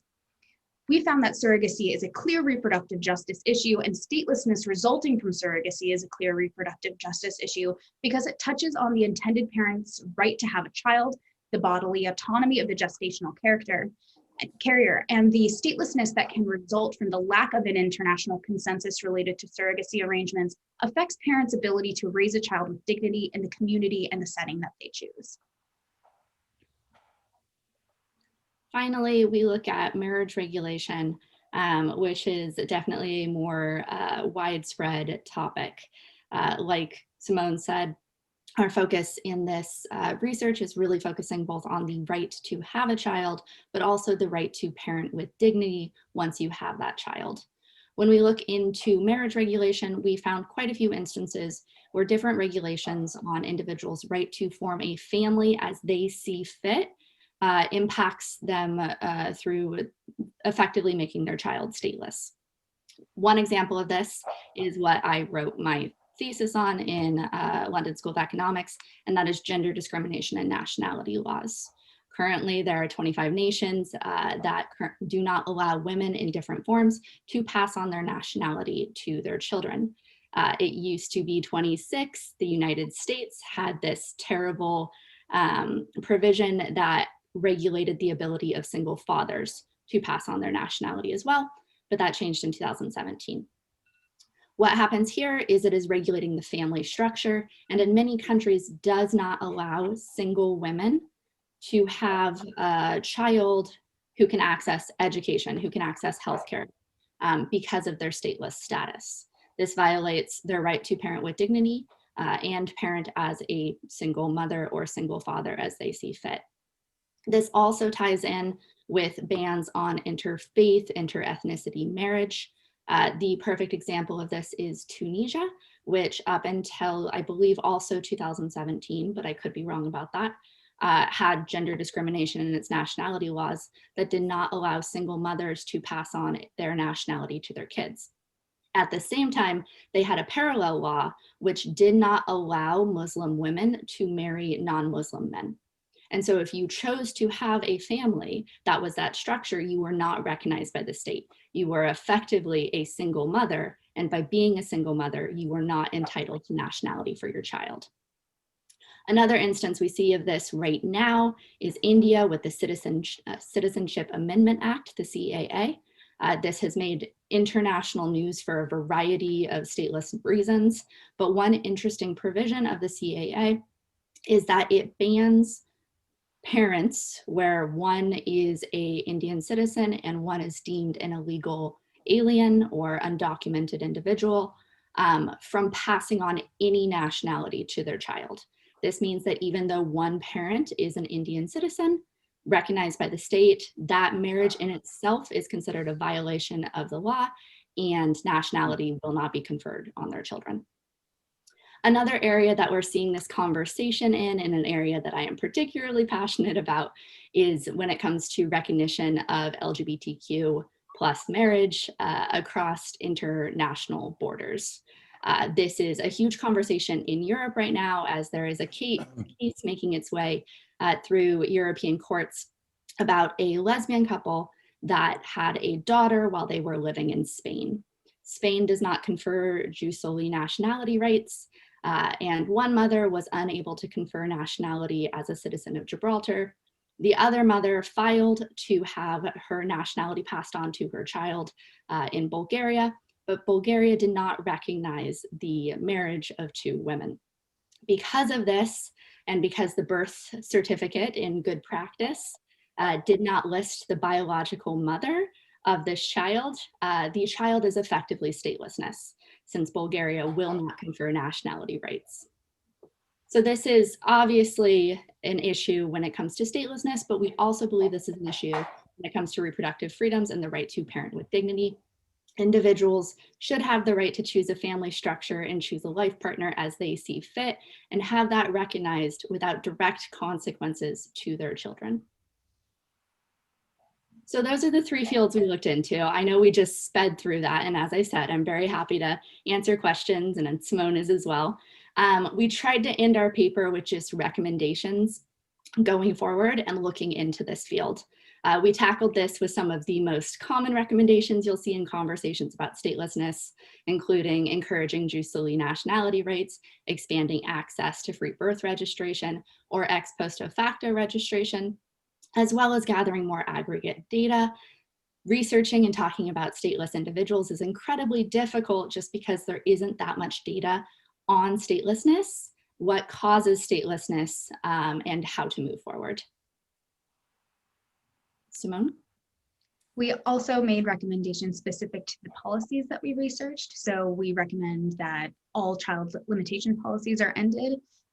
With regard to surrogacy, although there are valid concerns considering coercion or force in terms of gestational and genetic surrogacy, and that there are additional concerns around the sale of children in violation of international human rights law, we recommend that whatever regulations that do occur engage in a harm reduction approach, and also emphasize that no matter what the circumstances of the surrogacy are, the resulting child is not born into statelessness.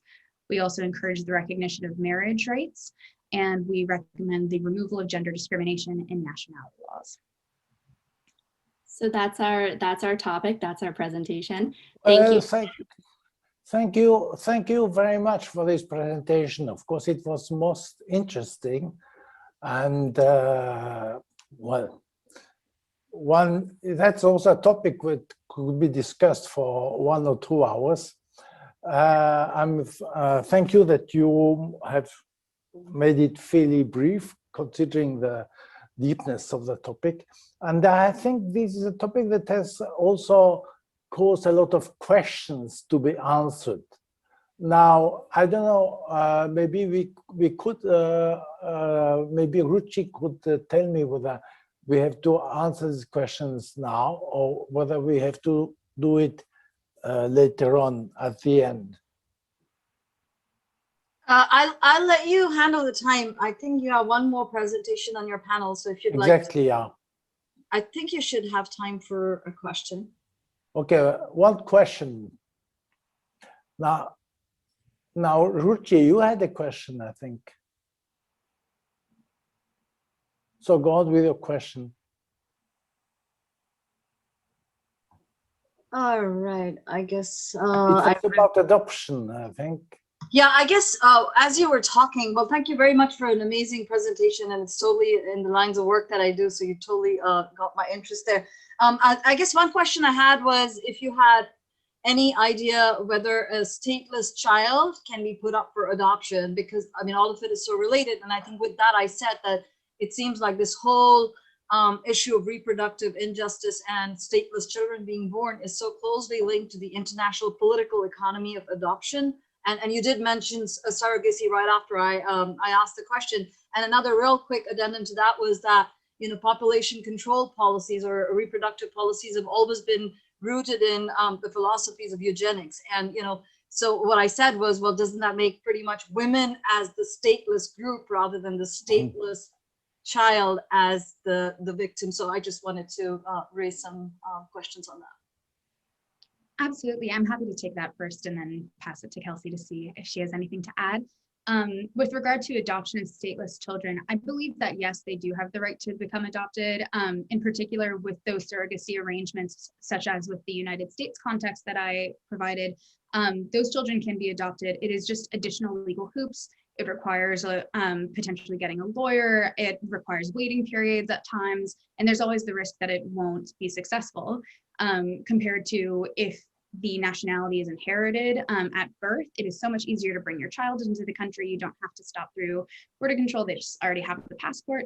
And so in that way, we thought about including adoption in this section and ultimately decided that it is this extra consideration, but it is not, it is more of a regulated solution. It is intra-country adoption is already highly, highly regulated.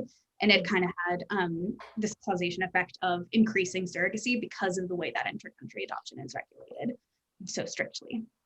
Great. Thank you, Simone. Okay, thank you so much. There was another question. Maybe I can answer it if it is, if you allow me. It's about one-child policy in China. Since I was 16 years in China, of course, I had also had some, not a direct experience, but I could see the evolution of this policy.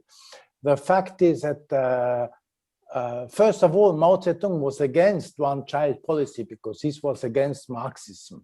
So it was when there was an opening policy that started in China, that China was faced with a situation where there was a kind of demographic explosion which they wanted to control in order to improve the kind of per capita GNP, I mean, improvement of economy per capita. And so they imposed a one-child policy, which was very ruthless in some ways. Legally speaking, it was ruthless, but there was a vast kind of diversity of applications according to the places concerned. I remember I visited Hainan, I think it was in 2002 or 2003. I asked a number of taxi drivers because my main contacts, I was just a tourist there, my main contacts were with taxi drivers. I asked them all how many children they did have. And many of them said 2. And they said, but there is a one-child policy. And the answer was, oh, yes, but we just have to pay the fine. And it was a fairly modest fine. Well, I mean, it was a lot of money for them, but just maybe 2 or 3 months' salary. They just pay the fine, and that was it. And this has actually somehow also affected the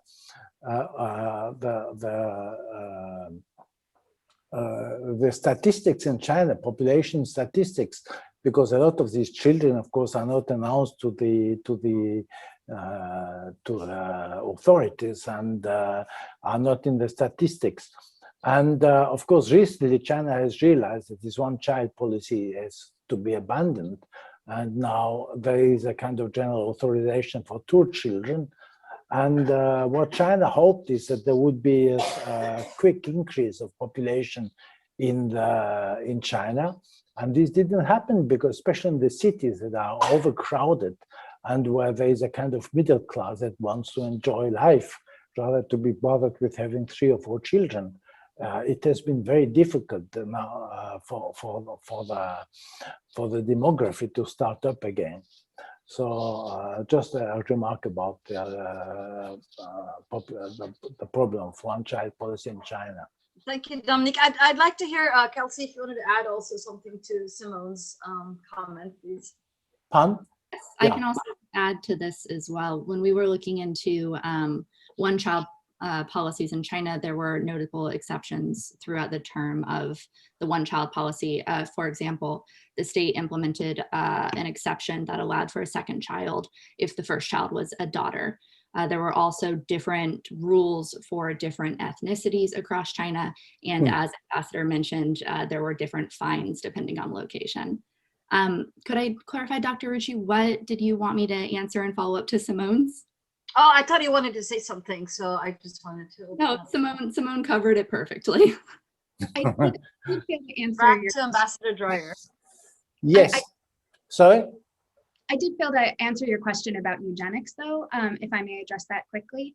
So Yes. you're absolutely right that a lot of access to birth control, abortion, and sterilizations, there is this history of eugenics. Planned Parenthood is currently reckoning with the legacy of their founder as she related to the promotion of eugenics against people of color.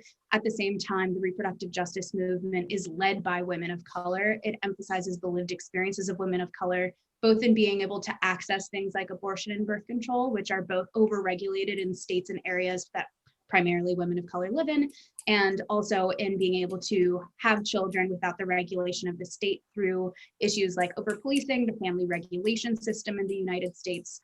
There's a very famous concurrence that Justice Thomas wrote recently where he refers to abortion as so-called Black genocide.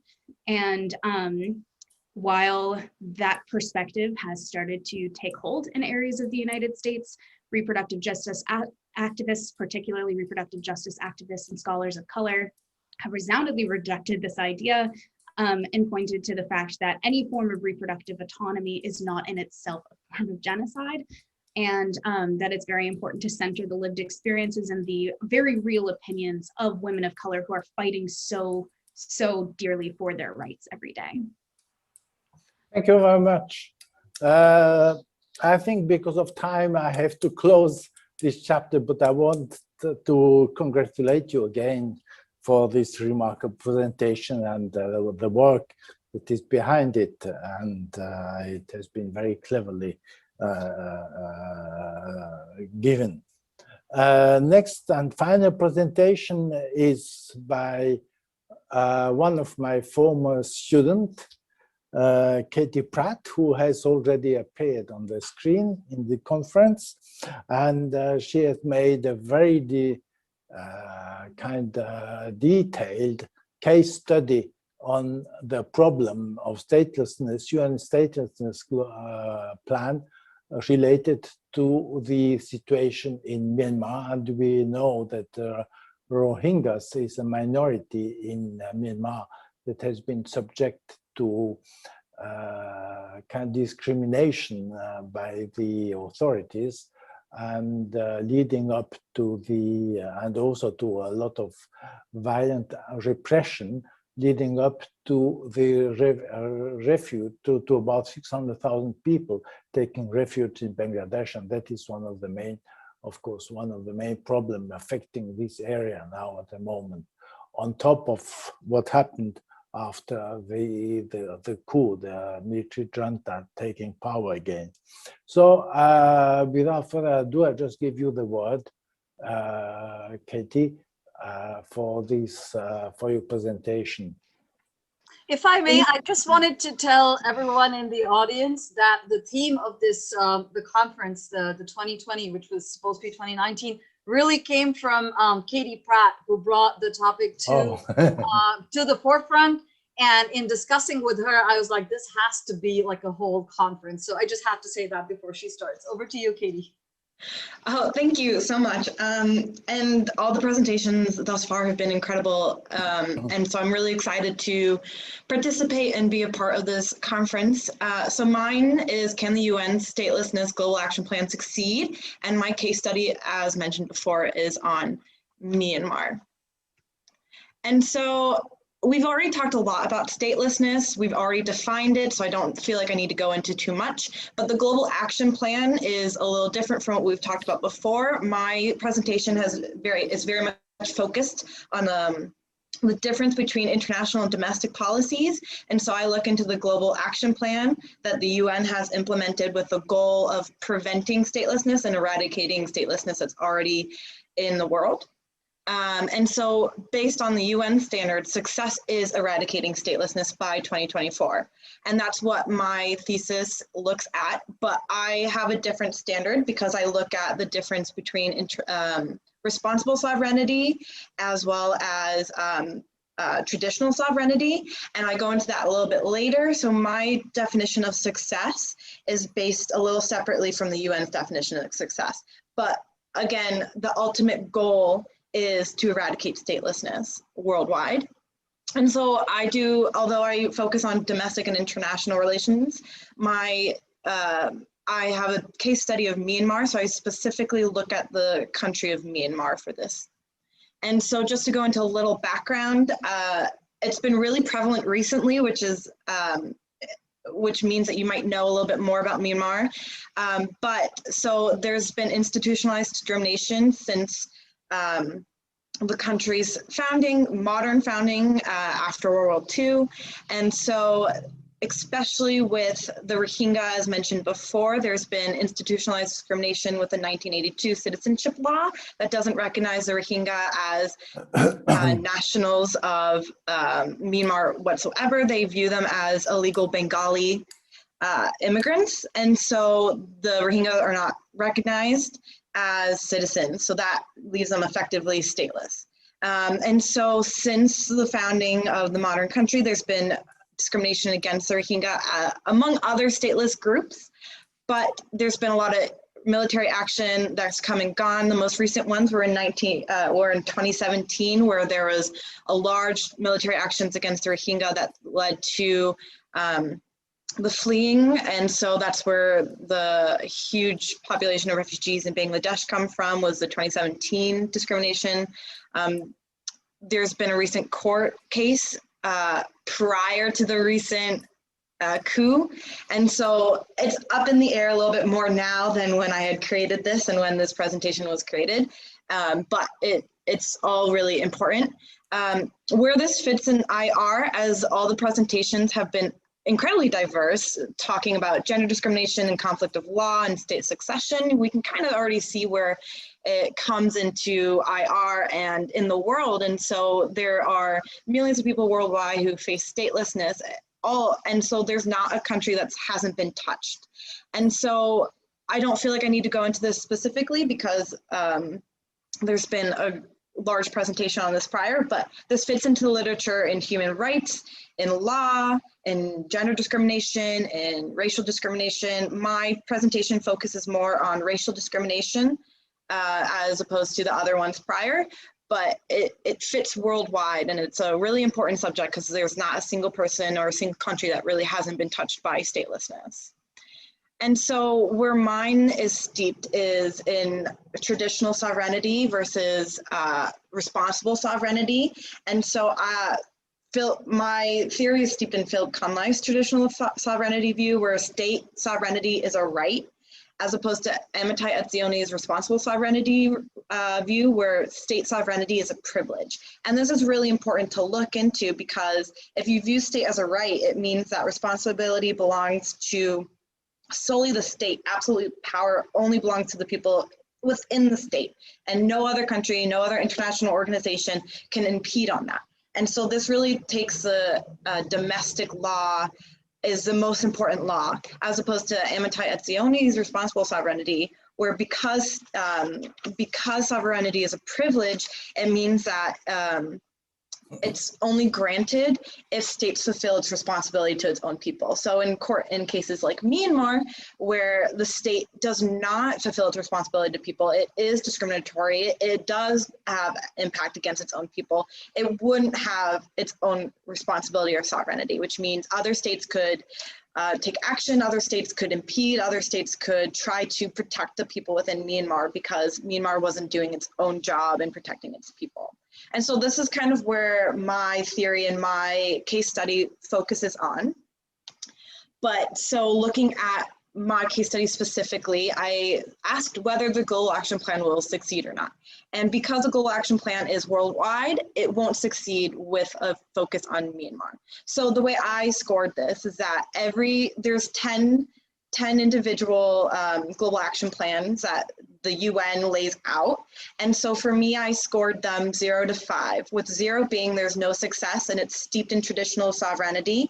And so that means that the domestic government, in this case, Myanmar's government, doesn't take into account anything that's international, doesn't take into account any international law, won't protect its own people, is being discriminatory, and that's 0. As opposed to 5, where the government of Myanmar is working alongside international organizations, international nonprofits, is working towards bettering itself, is working towards preventing and eradicating statelessness, and is ultimately preventing and eradicated statelessness, and that's 5.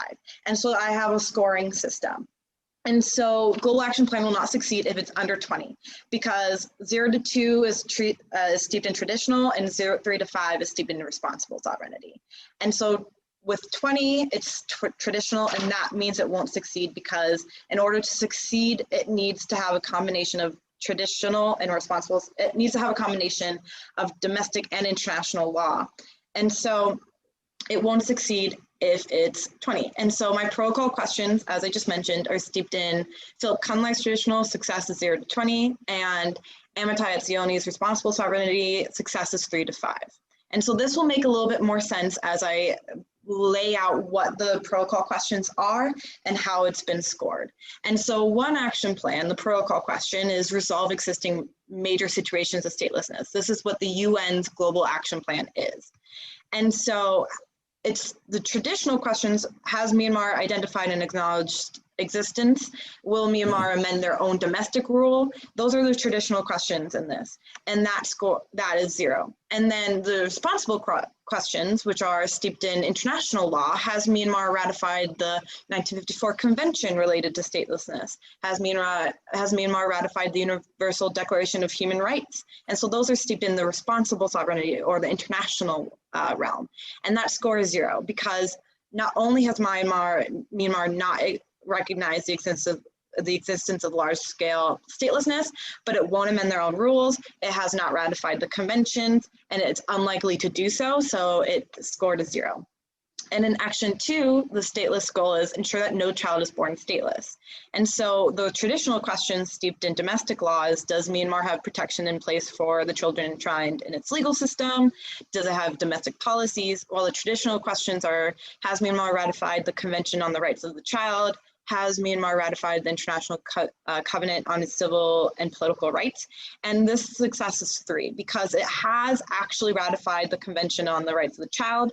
The government of Myanmar has worked alongside the UN and other international and local nonprofits to ensure that children aren't born stateless. But the reason why it's not 5 in this sense is because they do that for every child that is born stateless that is not the Rohingya. Because they don't recognize Rohingya as even citizens or people within its country, refuses to do anything to have anything to do with that people group, and so it won't ensure that no Rohingya child is born stateless, and it also hasn't ratified the International Covenant on Civil and Political Rights, and that's why it's scored a 3.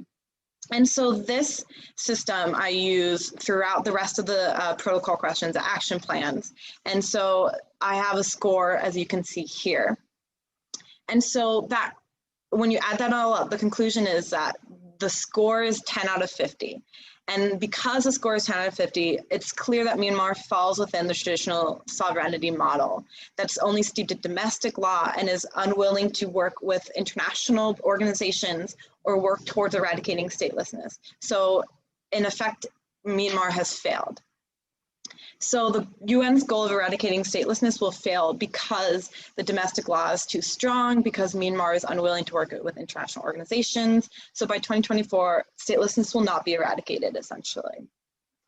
And so I set out to ask whether traditional responsible sovereignty fits the actions of Myanmar in the context of the Global Action Plan. And as we can see, and as I laid out, Philip Kunlai's traditional theory of sovereignty has ruled out. Myanmar is purely steeped in domestic law. It is unwilling to work with international law. The view of responsibility to its own people doesn't fit within the Myanmar context, and so it has failed. And so I think it's also important to recognize, and seeing as how Myanmar's situation has changed drastically since February, Philip Kunlai emphasizes that ultimately the people shall restore their own supremacy if wrong is done. And so because his view is steeped in traditional, it means that the power ultimately lays with the state, but within the state, the power ultimately lays with the people. And so the only way that traditional sovereignty will work is that the people can rise up against its own government. But in the context of Myanmar, there's a huge history of the people standing against its government and repeatedly being shut down. The latest one prior to February was in 1988, and in response to those pro-democracy riots and those pro-democracy movements, 3,000 people were killed, 3,000 people ended up in prison, and 10,000 activists fled the country. And that's a huge number, and then it was suppressed. And we didn't see any movement until recently. And so in 2015, the government of Myanmar allowed a little bit more democracy because the military, which was in rule, saw that the people wouldn't riot again. And so while there was a little bit more democracy allowed, in the recent elections, as we've seen, obviously in February, the military took power back and the elections weren't recognized, and we've seen pro-democracy movements across the country, and so far 750 people have been killed. The democracy movements are still going. A lot of people have joined the ethnic army groups to truly fight against the government, and we just kind of have to see where it goes from here. And so it's a really important subject that encompasses a lot, but in terms of the UN's Global Action Plan and statelessness, it seems like it will fail, but we'll see what happens in the coming months and the coming years if this pro-democracy movement is successful or not. But we don't even know what that will mean for the Rohingya or the stateless within the country. Thank you so much for your time.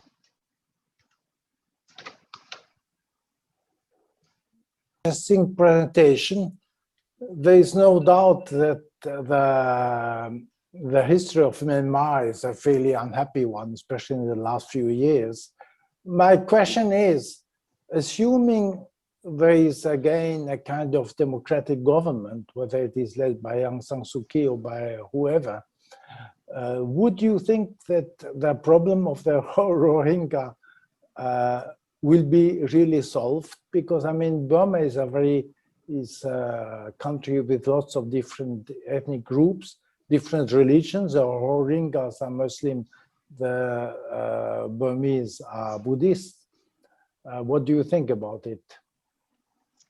I think what's difficult is that even despite the conflict, even before the recent conflict, the Rohingya weren't viewed as citizens by the majority of the country. So whether you were pro-democracy or pro-military, across the board, the Rohingya were mainly viewed as Bengali illegal immigrants. And so because of that, I don't know if this new movement will actually change anything for the Rohingya specifically. Now for the country and the democracy movements that it's going towards, it might, so we don't entirely know. But I think that this view is kind of really embedded in the culture that the Rohingya are illegal, which is incredibly difficult. So I don't know if it will actually change anything for the Rohingya population. Okay, thank you very much. I think we have come to the end of this second panel. Ruchi, are you going to go on with this conference? Or? So the plan is, thank you very much for really being on time. So we're actually, you will probably be scrambling for time to have a Q&A session, but looks like we do have some time before our closing speaker, Dr. Rockimar, speaks. So why don't we do this? How about let's keep it an open forum for questions for both the panels. I guess I wouldn't be moderator, but you can either raise your hand or put your question in the chat. Thierry and I are both watching for that. So, but I think it might be more lively. I know we're 42 of us. So this would be sort of the place for people to comment, question, and you better do it soon because my head is just exploding with questions and comments.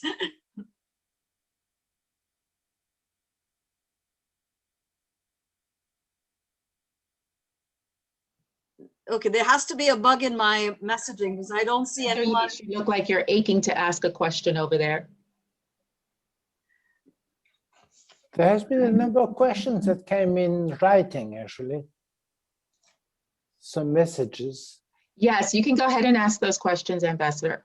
While you're looking for the questions, I see Douglas, you're getting closer to the screen. Yes. I know that look. You're muted as always. Sorry, no, I don't see well, so and I have the camera on. I'm sorry, I don't mean to be scaring people. Oh, wait, so he didn't have a question. So I think what I'm gonna do is I'm just gonna keep talking till someone gets fed up with my voice. But I think that all the papers and the topics that we've seen in my head almost seem to link to the one word that Simone and Kelsey used sort of having a presentation, intersectionality. Like it almost seems to me that the intersectionality with the justice issues, and you pick and choose a topic, doesn't matter where. It seems like that really is the heart of it. So statelessness accentuates all the other problems of justice and injustice, whether it's about global governance or international law or state regulations. And I was just, wanting to open up the floor, and I would actually invite Marcia. I know you switched off your camera, but I did want to hear your thoughts since you were the opening speaker. I don't see her switching back on, but I just want to hear your thoughts on this. My frustration with where we're at now is that I started as an idealist, in academics, and I'm more and more becoming sort of like doomsday predictor because I'm not able to join the dots. So I'm looking for some fresh ideas from you all as to where we headed.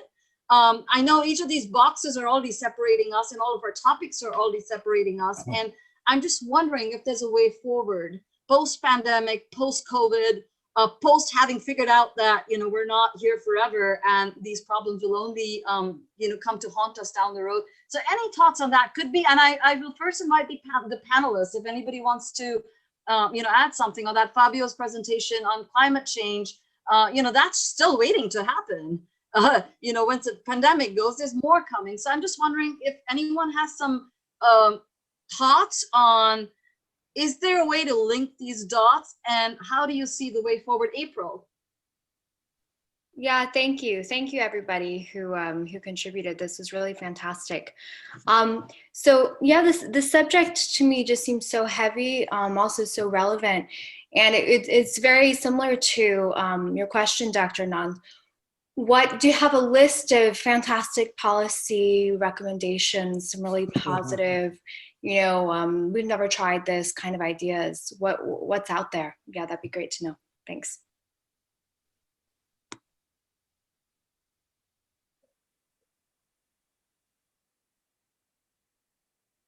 Are there no, oh wait, sorry, Kelsey.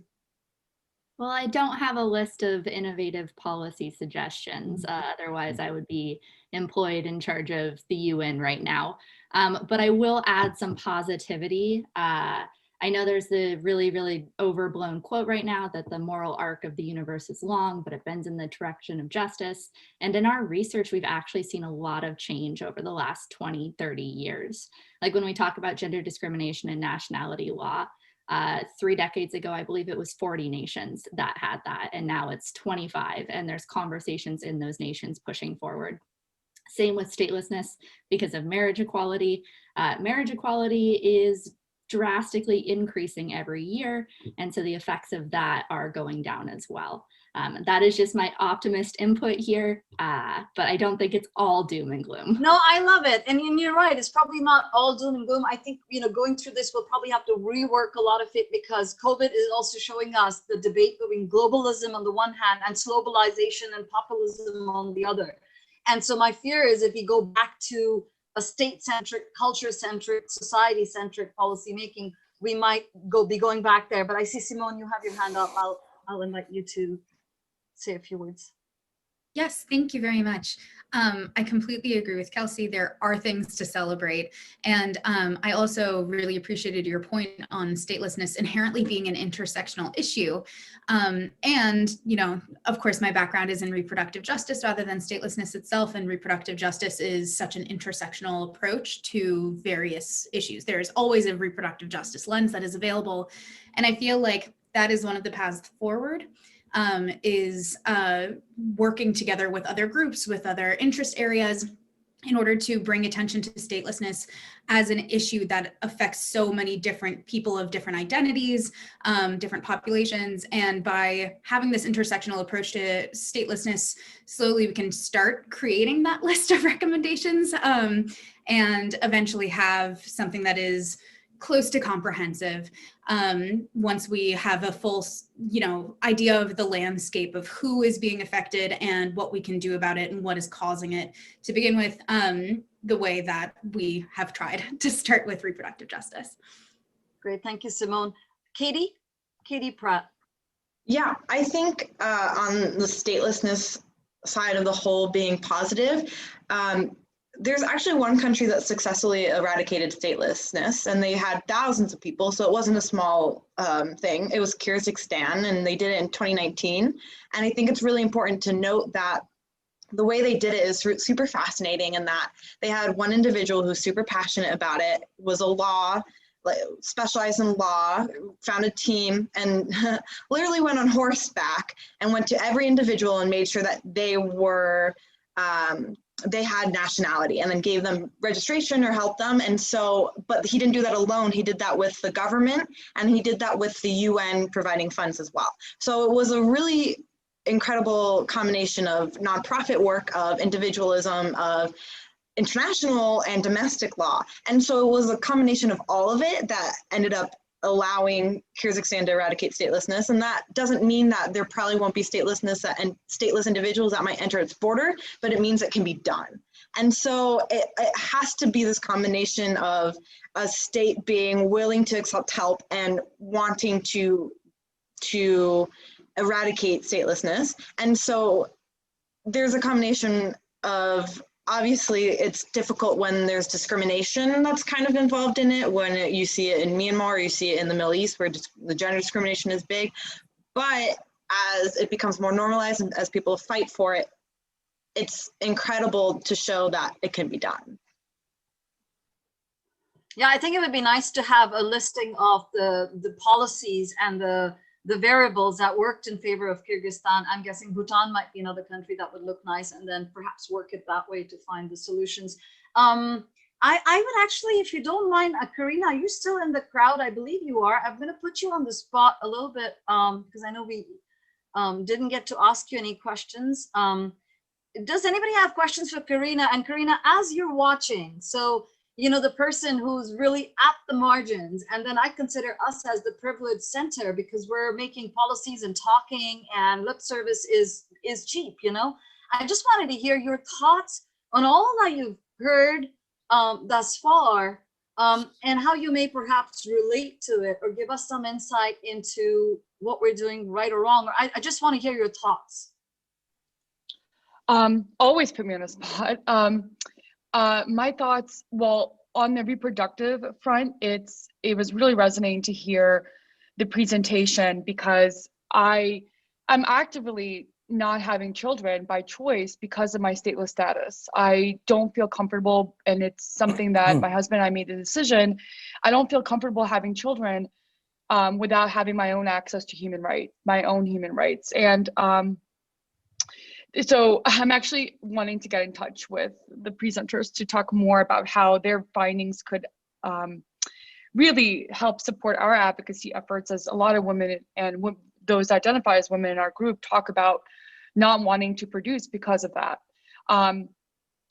The fear of not having access to your child because of your lack of status is very real. I've witnessed my parents have that struggle throughout my own childhood. Statelessness is an intersectional issue. It touches upon displacement, but it also touches upon, I mean, I know this idea of human rights is largely, you know, we talk about that a lot, but without having recognition, access to your human right, it affects all parts of your life. Stateless in healthcare, stateless in education, stateless in mobility, stateless in like the right to work is huge. So it is very much important to me, and it resonates with me to be here and listening to everything. But going back to policy, I strongly believe that nothing can be done without stateless people in the middle of the movement. You know, we, and Katie can talk more about this too, but our organization, we talk a lot about being stateless led and ally supported. We can't do this on our own. We need experts with us, but we also value our own expertise in this issue. We don't think, we want to move away from this tokenism around issues, right? Like, I don't want to talk about my issue and as a token sad story, but I want to be part of the solution. And the only thing I could do is talk about my story, but also talk about how it feels and talk about what I wanted, what my life worry is, right? So those are my thoughts. I think, yeah, I feel like I want to end there because I feel like I can keep on rambling, but thank you for asking me. I appreciate your voice in the middle of all of this, and I think it goes along the lines of Gabrielle Child's paper, using narrative, and I think that's really important to actually bring in people who suffer the consequences the most into policy making. So it's a nice way to see the practitioners, the academics, and someone who works with stateless issues, because you are stateless. So no, this has been absolutely fascinating. Any other thoughts or questions?